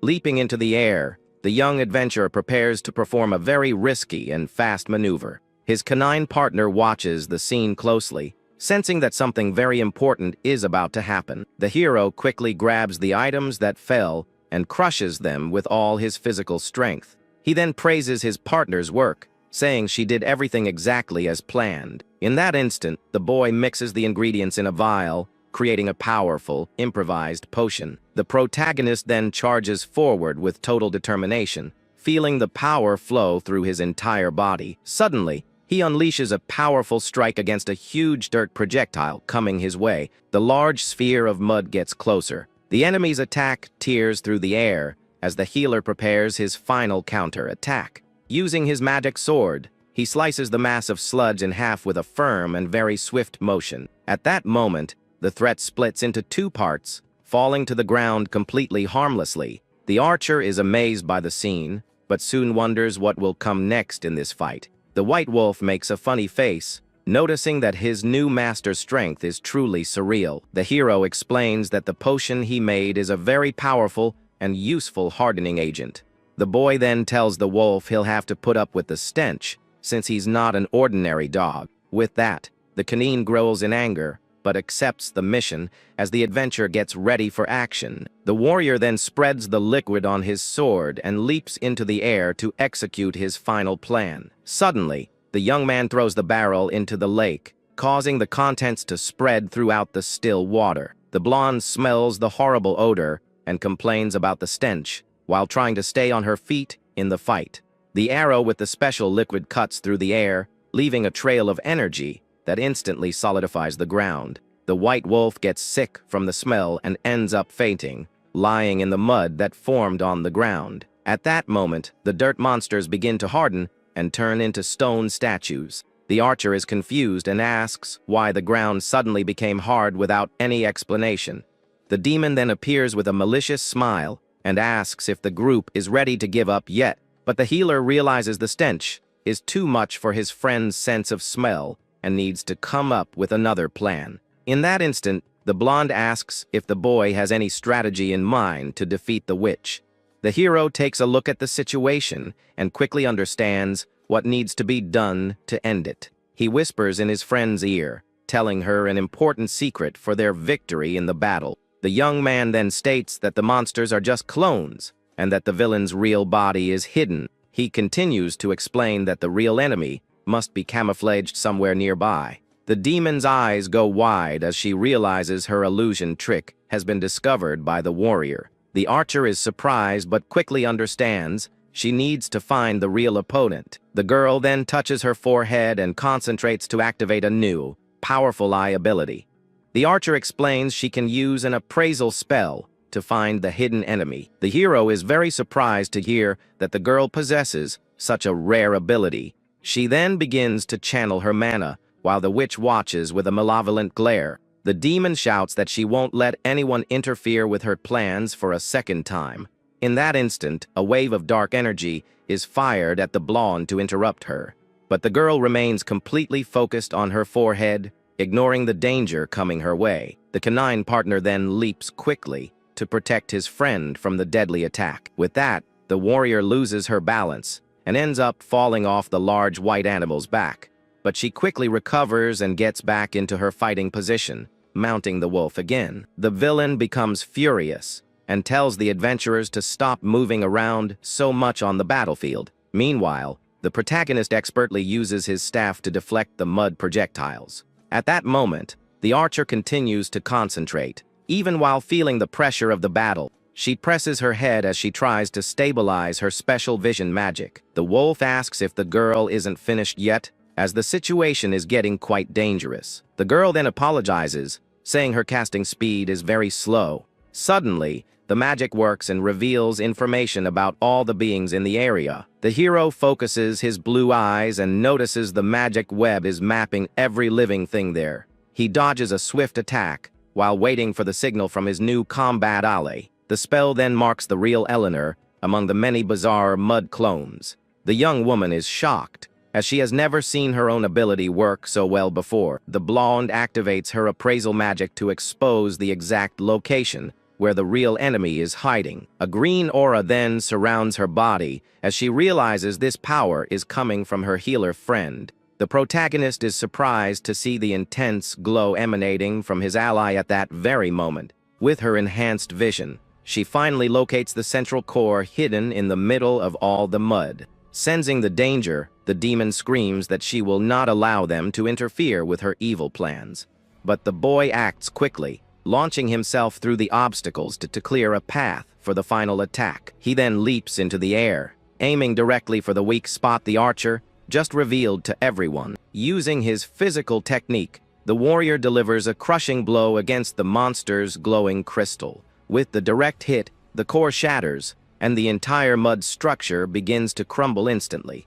The fragments then scatter across the battlefield as the witch's magic loses all its power. A purple energy explosion follows, signaling that the spirit has been defeated for good. The villain grinds her teeth in pure rage for being outmatched by mere humans in such a direct fight. The adventurer keeps his gaze fixed on her, showing he has no intention of giving her a second to rest. Cornered, the creature of darkness floats over the swamp. Realizing her situation is desperate, she glares at the group as she thinks about what she can do to get out of there. But the wolf warns that this time, she won't be able to run away to anywhere in the world. Consumed by hatred, the opponent prepares to unleash an even more sinister form of her hidden power. With no other choice, the demon says she'll have to go all out to survive. At that moment, her nails grow into sharp claws, covered in a dark, shadowy smoke.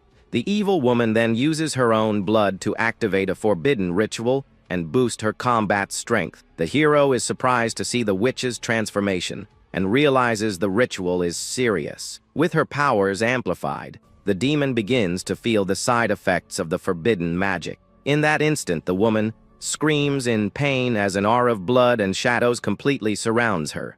The canine partner is startled by the scene and warns the young adventurer to be careful of the attack. Suddenly, a barrage of sharp claws is fired at the group at extremely high speed, but the boy doesn't flinch and blocks the blow with his staff, showing his incredible resilience. The protagonist feels the heavy impact, but manages to stand his ground without taking a single step back in the fight. He then jumps back and prepares for a counter, attack as the villain charges forward with everything she's got. With her red eyes glowing, the enemy shows her sharp fangs and her killer instinct. The warrior then shouts that she shouldn't underestimate him because he's much stronger than he looks. The two then exchange fierce blows in a deadly dance that echoes throughout the dark forest. The healer warns that brute force isn't everything, and that strategy is the key to defeating anyone. He ducks to dodge an attack and prepares to use one of his most secret abilities. With that, a sphere of red energy is created in his hands, containing immense healing power. The boy uses his angelic heal to purify the evil essence of the core he picked up earlier. He explains that it's the true heart of a mud golem, and that it can be purified. At that moment, a bright green aura surrounds the red sphere, transforming its energy into light. The young man then throws the purified core at the demon, who watches him with astonishment and fear. The sphere of light hits the witch head-on, causing unbearable pain in her demonic body. The villain screams in desperation as she feels the sacred power burn her skin and purify her evil soul. The hero explains that her body now regenerates, but he's going to use that against her. With that, he says that the moment she lost her reason, the fight was already decided. The witch is hit by a powerful attack as the hero says she's already lost the fight. With that, the demonic creature screams in pure agony, feeling its body breaking apart. The young adventurer then stands in the middle of the battlefield, watching the outcome. He keeps a serious expression on his face after finally defeating the powerful enemy. At that moment, the blonde archer wonders if they really managed to win the battle. The villain's body slowly breaks into pieces, and she disappears forever. In her place, only the purified core remains, now floating in a puddle of mud. With that, the girl and the white creature watch the red item from a distance. Lucia then sighs in relief and is grateful that everything worked out in the end. The girl realizes that with this, her friend Maris can finally be saved from the illness. Suddenly, the archer faints from exhaustion and falls into the arms of the healer who catches her. The young woman then shows a serene smile as she rests in the arms of her new friend. The young man looks at her and says, "She did a great job throughout the whole fight." The scene then changes to the city of Filiaca, which shines under the starry night sky. The group walks back with the hero, carrying the fainted girl in his arms. Then, the wolf stops and complains, showing his paws that are completely covered in mud. The animal complains about the horrible smell, and the protagonist agrees that the stench is unbearable. The healer says he could solve it if he had a purification spell, but he doesn't. Suddenly, his staff glows and a new ability called Refresh appears. Then, a wave of blue energy emanates from the magic weapon, cleaning everything around them. The mud on their clothes and the wolf's fur disappears, and the young man is surprised by this. He smiles, realizing he learned a new spell, and his partner is very happy. With the victory, his stats go up and his skills improve a lot after the battle. Sometime later, they arrive at a crowded arena for the magic dance event. In the center, Maris, now recovered, performs her beautiful dance for the audience. She dances with graceful and elegant movements, enchanting everyone present. From the audience, Lucia watches everything with an expression of pure admiration and happiness. The girl is amazed by the show and tells her furry friend that it's incredible. The crowd goes wild with the performance as a rainbow forms in the arena. At the end, the dancer stands alone in the center of the stage, being applauded by everyone. A new dancer with brown hair enters the stage with a sinister smile. With that, she manipulates impressive flames for the attentive crowd. Lucia watches the fire performance with a surprised expression on her face. The artist then creates a giant fire dragon that flies over the entire arena. The protagonist watches in amazement and says to himself that this is incredible. He is enchanted by the colors, the sound, and the emotion of the girl's fire dance. The young man realizes that every part of the artist's expression is complete and perfect. With tears in his eyes, he says that this is the true form of supreme art. His canine partner complains that he's getting way too excited about the performance. The archer comments that the competition's rules have evolved a lot over the years. Then she says that the next competitor will use water to cool down the heat from the stage. The wolf questions if the medicine he gave was really that effective to cause such a reaction. Gracia then reveals that it's a secret remedy passed down for generations in his clan. The blonde girl is shocked to discover that the wolf is a skyfarer of Lord Teraji. Suddenly, a hand pets the white creature's ear, which stands motionless. The animal gets annoyed and tells her to stop, but Lucia just thinks he's a cute dog. The girl continues to pet the wolf's head while watching the stage intently. Then, the next dancer with white hair enters the arena for her show. She floats in the air, surrounded by an aura of ice and shining crystals. Her shoes look like they're made of ice and shine with the magic she uses. The silver-haired young woman has a serene gaze and eyes as blue as ice. With that, she dances gracefully, creating snowflakes and waves of ice in the air. Her face shows intense concentration as she performs her movements. The dancer smiles at the audience, extending her hands in a welcoming gesture. Lucia watches the ice performance with an expression of pure admiration. With shining eyes, she says it's beautiful and that she's so happy to see it. The healer agrees with her with a kind and sincere smile on his face.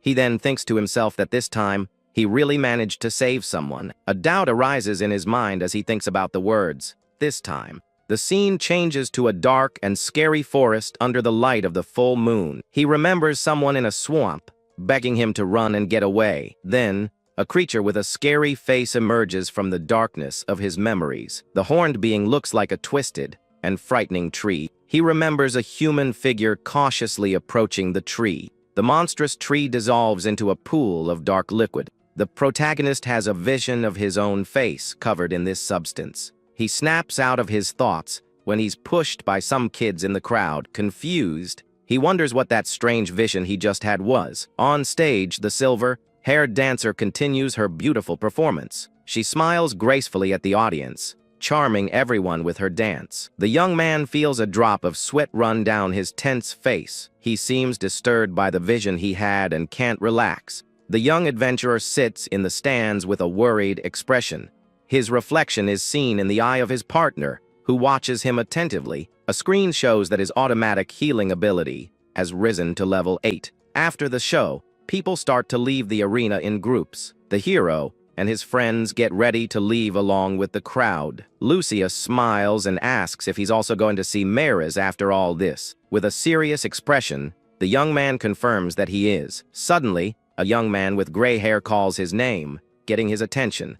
The healer clenches his fist and slowly turns around with a surprised expression. He's shocked to see Astel, an old acquaintance, standing there in front of him. The gray-haired young man asks why he's in a place like this. He goes on to say that the hero could have at least answered his letters. The protagonist gets embarrassed and apologizes, saying he's been busy. Lucia asks if they know each other, and the young man says that Sotel is just a nickname. Then he asks Astel why he's in this city. Astel smiles and reveals that he became a Lumina dancer, just like he always wanted. The protagonist nods and asks how his parents and friends are doing. But Astel's answer leaves the healer with a very serious expression. Astel smiles and says that everyone is doing great and is still very excited about everything. The healer senses that Astel is hiding something and watches him with suspicion. He then remembers the demon with one red eye that he saw in his vision earlier. The memory makes him think about the demons and their evil plans. Lucia gets confused hearing their conversation and doesn't understand a thing. The young man asks if Astel is going back to the village after this event. With a smile, he invites his old friend to go back together. Astel is surprised by the invitation and seems to think for a moment. He then agrees with a kind smile on his face, accepting the offer. The three of them set off together on a dirt road towards the village. Lucia comments that he still has the dog and calls him cute. Astel looks at the girl and says that now he even has a girlfriend. The protagonist gets embarrassed and says she's not his girlfriend. He goes on to say that he heard he saved Princess Maris in an incredible way. The two friends chat excitedly as they walk down the road. Lucia watches the two of them and comments that it's surprising to see Sotel smiling. The wolf agrees, saying that he used to smile more back in the day. Lucia gets intrigued and asks the animal how long he's known him. Astel replies that the wolf has been with him since the boy was 10 years old. Gracie explains that he was born to fulfill a mission, but was immature at the time. Because of his arrogance, He says the boy lost his parents, and after a while, the boy himself also left this world. Lucia listens to the story in silence with a sad expression.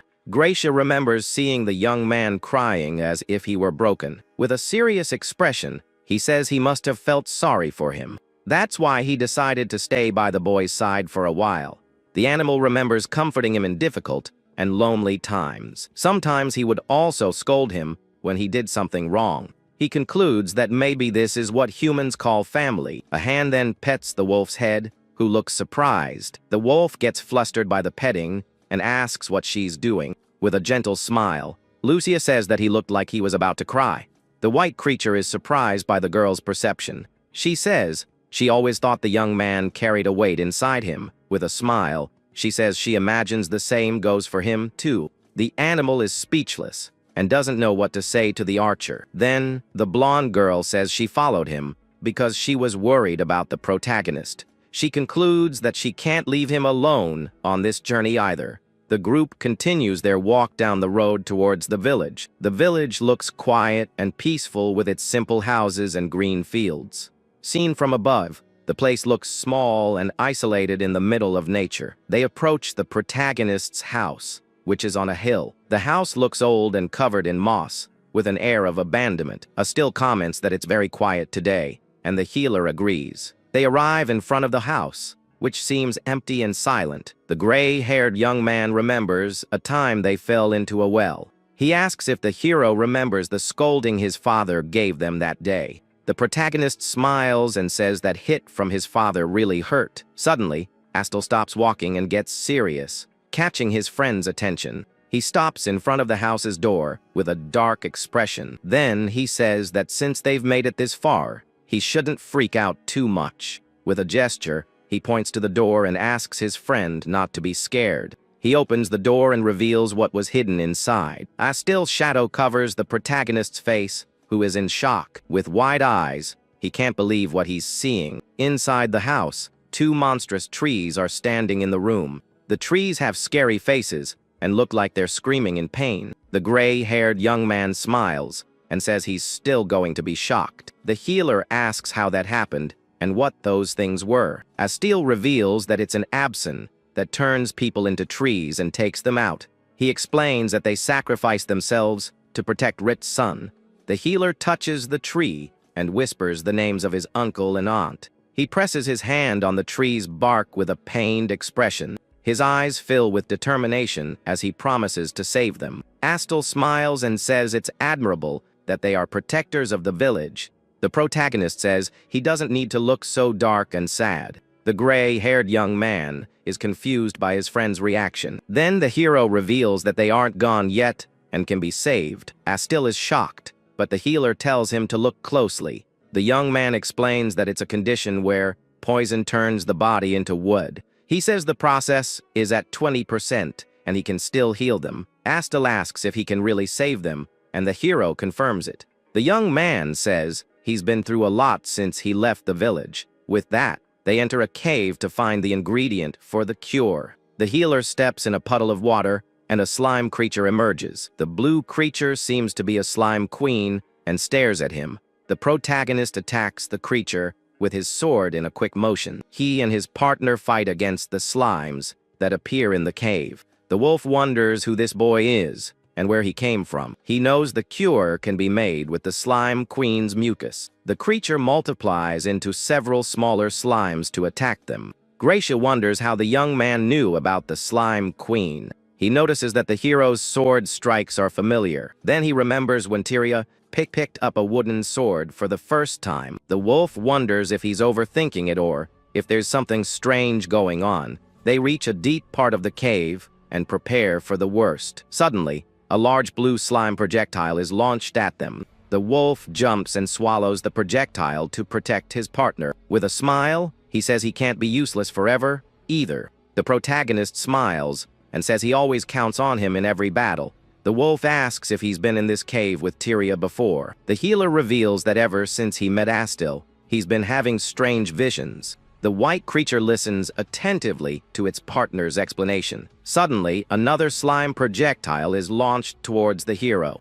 He dodges it with an agile move and says his body is moving on its own. The young man realizes he's using Tyria's memories to fight. The wolf confirms that he and Tyria have been in this cave before. He remembers that Tyria was clumsy, but had great physical potential. Still, he continues to fight the slimes with his sword. The hero uses a new cutting ability to attack the monsters. He's surprised to discover he's learned a new sword technique. The wolf explains that Tyria learned several skills while running from the slimes. The protagonist realizes that cut was also one of Tyria's skills. Gracia says he wouldn't recommend Tyria's training method to anyone. The healer looks at his hands and seems thoughtful for a moment. Suddenly, several rocks start falling from the cave's ceiling. He gets scared by the cave and doesn't know what to do. The young man shouts for his partner to watch out for the falling rocks.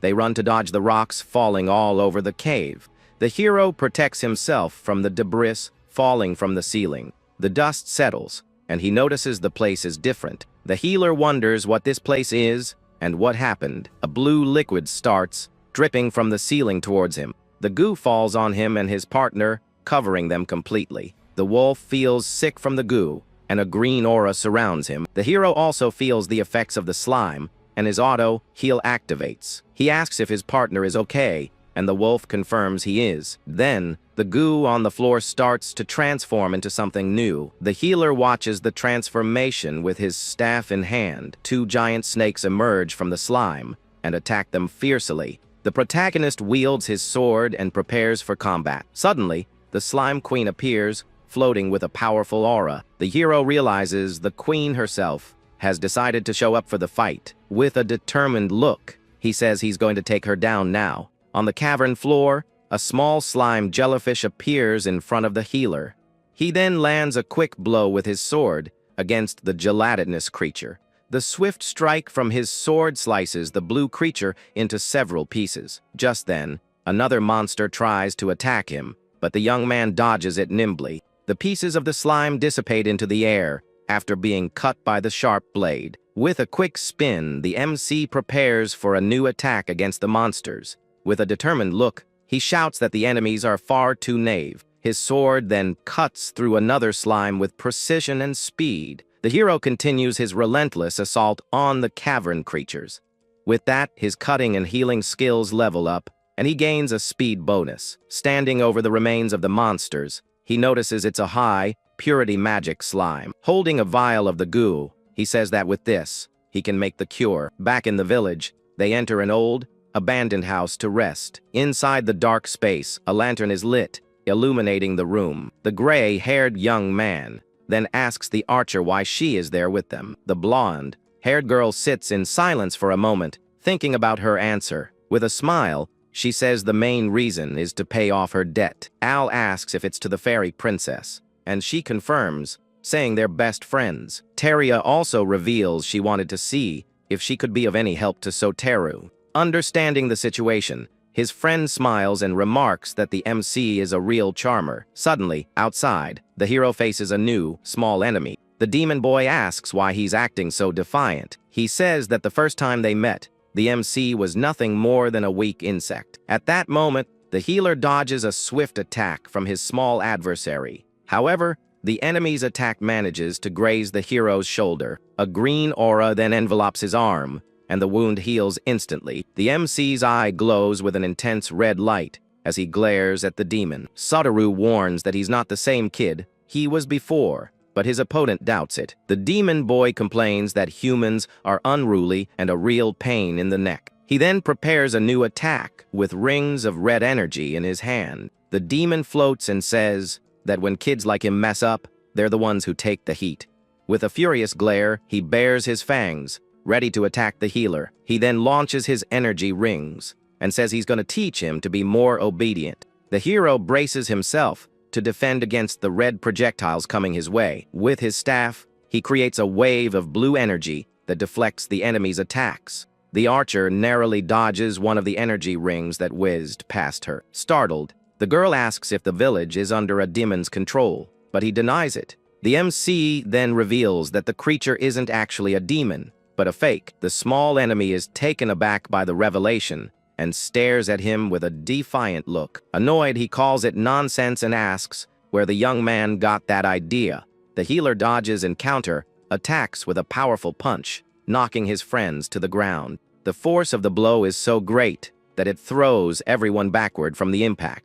With a serious expression, the hero says the answer to that is quite simple. He then lands a direct hit on the small adversary with his staff. With the tip of his weapon at the enemy's neck, he begins to talk about demons. The archer tells Ale that Soteru is going to be mad, but she admits to being a little envious. The gray-haired friend repeats the girl's words, seeming thoughtful about it. Sitting in a chair, he gets the blonde's attention to continue their conversation. With a somber look, he confesses that his envy is so great he could kill him. The girl is completely shocked by her teammate's revelation. He then reveals that 8 years ago, the hero's parents were taken out by the village's Absin. In a flashback, he remembers seeing the MC crying alone and helpless.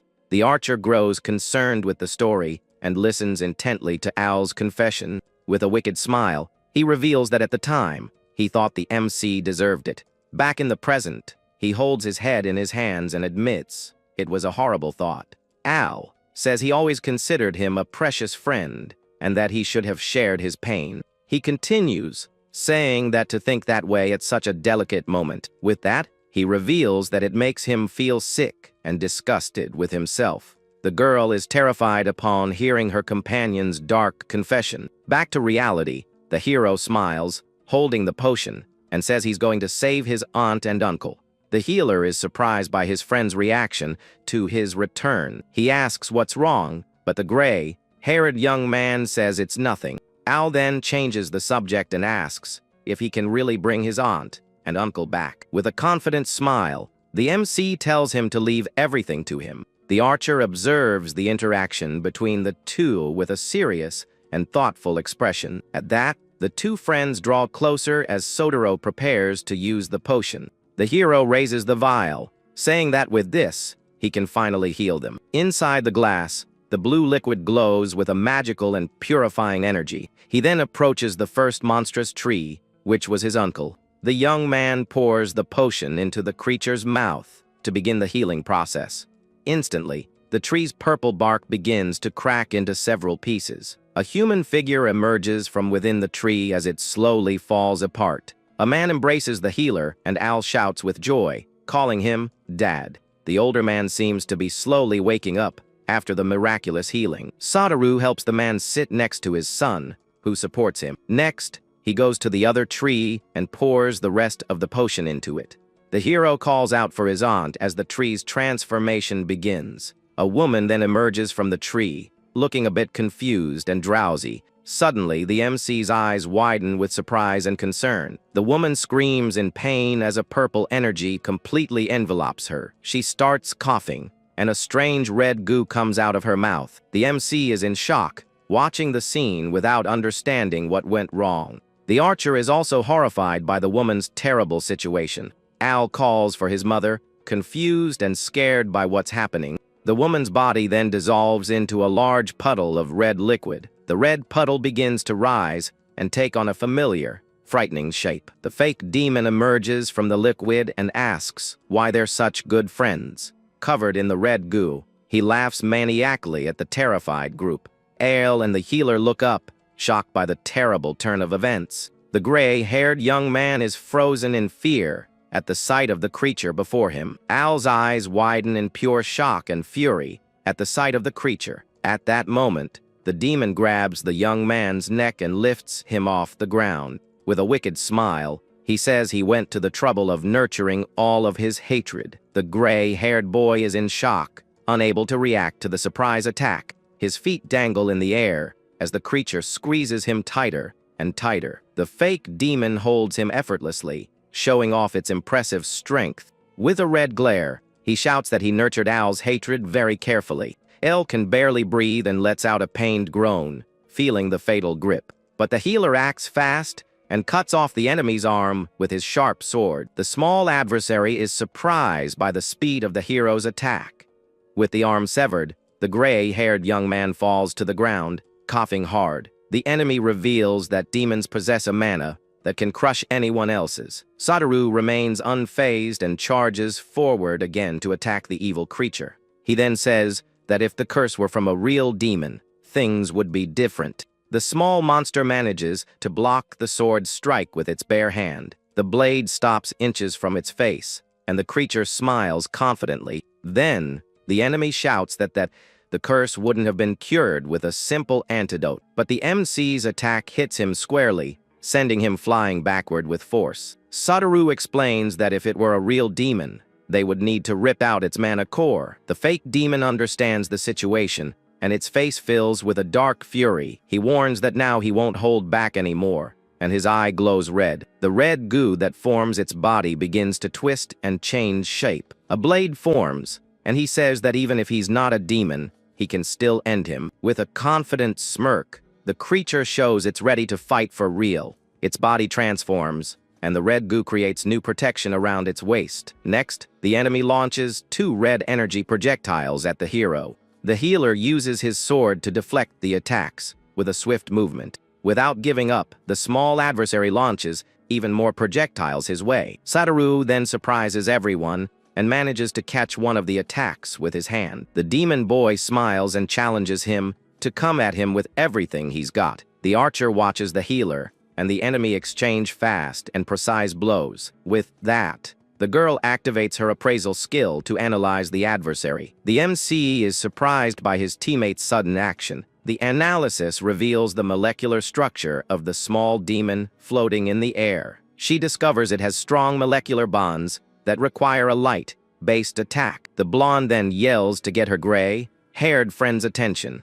She tells him to enchant Soteru's sword with light magic to defeat it. Al hesitates and says he can do it, but he seems afraid. The girl grabs him by his clothes and shouts for him to get it together. She reminds him that the MC is his precious childhood friend, but he just looks away. Annoyed with his hesitation, the archer yells that of course he's his friend. Al is shocked by the girl's reaction and stares at her, at a loss for words.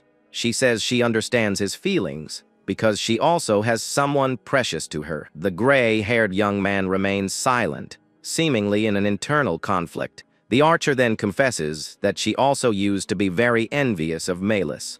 She remembers how her friend was strong and direct, which made her feel plain. But the blonde shouts that she still loves her anyway, and asks if it's not the same for him. Al starts to remember happy moments he spent with the MC. In a flashback, the 2 boys are playing near a well in the village. In another memory, Al's father is scolding both of them for some mischief. Even after the telling off, the 2 friends laugh together about the funny situation. Young Al gives a knowing smile to his best childhood friend. His eyes shone with the joy and innocence of true friendship. The MC also smiled, happy to have a friend like him by his side. Back in the present, Al grits his teeth, determined to help his friend. The hero shouts the archer's name, which seems to be Teria, telling her to get back. Then, Al kneels and begins to prepare his powerful light magic. With a shout, he unleashes the seraphic spell with all his might. The healer's sword begins to glow with an intense turquoise light. With the enchanted sword, the MC readies himself for the final blow. Al shouts with all his might for his friend to attack the enemy now. With that, the hero thanks him for the help and prepares for the final blow. But the small enemy launches an attack, saying he won't be hit. The MC isn't intimidated and continues to charge forward for the attack. He then leaps into the air and performs a spin with his glowing sword. His movement creates a whirlwind of light around him as he descends. With a cry, the young man unleashes a powerful slash with his enchanted blade. The sword of light strikes the small adversary right in the middle of its face. The blow is so powerful that a crack appears in the enemy's eye. With the sword of light, the healer delivers the final blow to the fake demon. The creature dissolves into a puddle of red goo, screaming in pain. The archer celebrates the victory, saying they finally did it. Relieved that the battle is over, El lets out a tired but happy laugh. The MC stares at the creature's remains with a serious and calm expression. Suddenly, the red goo on the floor begins to spin into a vortex. The healer notices the strange movement and becomes alert to the situation. A hand made of goo then grabs him by surprise, and he yells out, startled. The creature says it warned him it wasn't a demon, and a giant hand emerges. It then shouts that it's very strong and traps the hero with several red bands. The young man is completely immobilized by the enemy's energy tentacles. He tries to break free, but the tentacles cut him, activating his auto-heal. With a determined look, the healer doesn't let the situation get him down. In the corner of the room, a knocked-over bucket of water catches the hero's eye.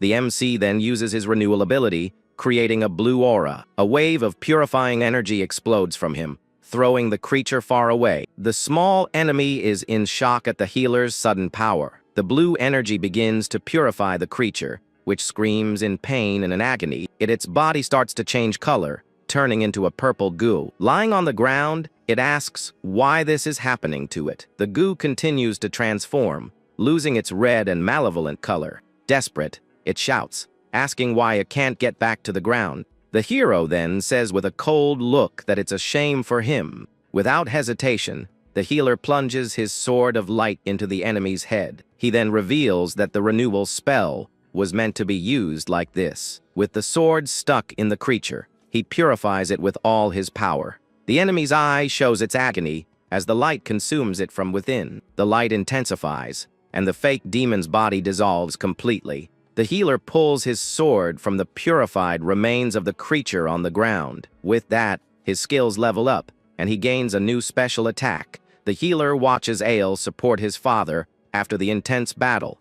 On the ground, the gray-haired young man's parents rest in peace, finally free. They seem to be in a deep sleep, but are completely safe and healed. With that, the MC sits on the floor, exhausted but relieved that everything turned out okay. His childhood friend then approaches him with a serious expression on his face. With his eyes closed, the gray-haired young man apologizes to the hero, but the healer says it's not a time for apologies, but for thanks. Ale then reveals he needs to apologize because he was always envious of him. He confesses that his jealousy was so great that he even wanted to see him gone. With a smile, the MC says he already knew that, ever since they were kids. His friend is completely shocked by the healer's revelation. The hero reminds him that despite all that, he saved the archer's life. In a flashback, we see the MC's family being watched by Al and Teria. He explains that his family moved to the village, as if they were on the run. His parents shut themselves off from the world, thinking no one would understand them. Little Ale looked at his parents with an expression of sadness and loneliness, but the gray-haired young man reveals that the MC's family was the only one. They were the only ones who welcomed them and reached out a hand to them. Even so, Ale seems ashamed and unsure how to react to this. He says that even though he was being manipulated, the hero's family always treated them well. Little Ale remembers when he first met the young MC. The healer was the first to approach and offer his friendship. That simple handshake saved Al's family from loneliness. Back in the present, the hero tells him not to apologize, but he will accept his thanks. The gray-haired young man is speechless at his friend's kindness. With tears in his eyes, he says he did nothing to deserve that. The MC gets a little flustered, and his friend thanks him, calling him Astil. The healer then extends a hand to help his friend up. He thanks his friend for still considering him a friend. After everything, a tear rolls down the young man's face, moved by the hero's words. The gray-haired friend then reaches out his hand to be helped up by the MC. But the moment they touch, a spark of energy explodes between them. The force of the explosion throws the young man backward, leaving the hero surprised. Al also doesn't understand what happened and is confused by the sudden situation. The MC feels a strange pain and asks his friend what's wrong. Just then, his friend's fist begins to glow with an intense red aura of energy. The gray-haired young man then attacks the healer with a swift, luminous blow. He shouts the name of the ability as he delivers the powerful punch to his friend. A wave of green energy rushes rapidly toward the MC. Satoru wonders if he's being manipulated again, and who it could be. His friend continues his relentless assault with a kick full of magical energy. The hero dodges and shouts that he doesn't know what's happening to his friend. Al's fist begins to glow again with a red aura of concentrated power. With a pained expression, he seems to be fighting against some kind of mind control. In the blink of an eye, he moves at high speed to attack again. The young man then floats in the air, surrounded by a powerful, magical aura. With a sad expression, he apologizes to the archer named Teria. He says he would rather be defeated by the hero's hand, which shocks the MC. The healer clutches his head in agony, not wanting to fight his friend. Red energy threads appear connected to Al, like a puppet. The gray-haired friend smiles and calls the MC a simple puppet. He then charges forward with a dark and powerful attack against the healer. His hand grabs the hero's neck, who is surprised by the sudden assault. A purple energy begins to flow from the friend's touch into the hero's body. The MC's eye widens as he feels the strange energy invading him. Suddenly, his pupil changes into the shape of a bright, blue diamond. With a mysterious smile, he says that he already suspected something about him. His altered eye continues to stare at his friend with a calm expression. He then reveals that his friend has something else mixed inside of him.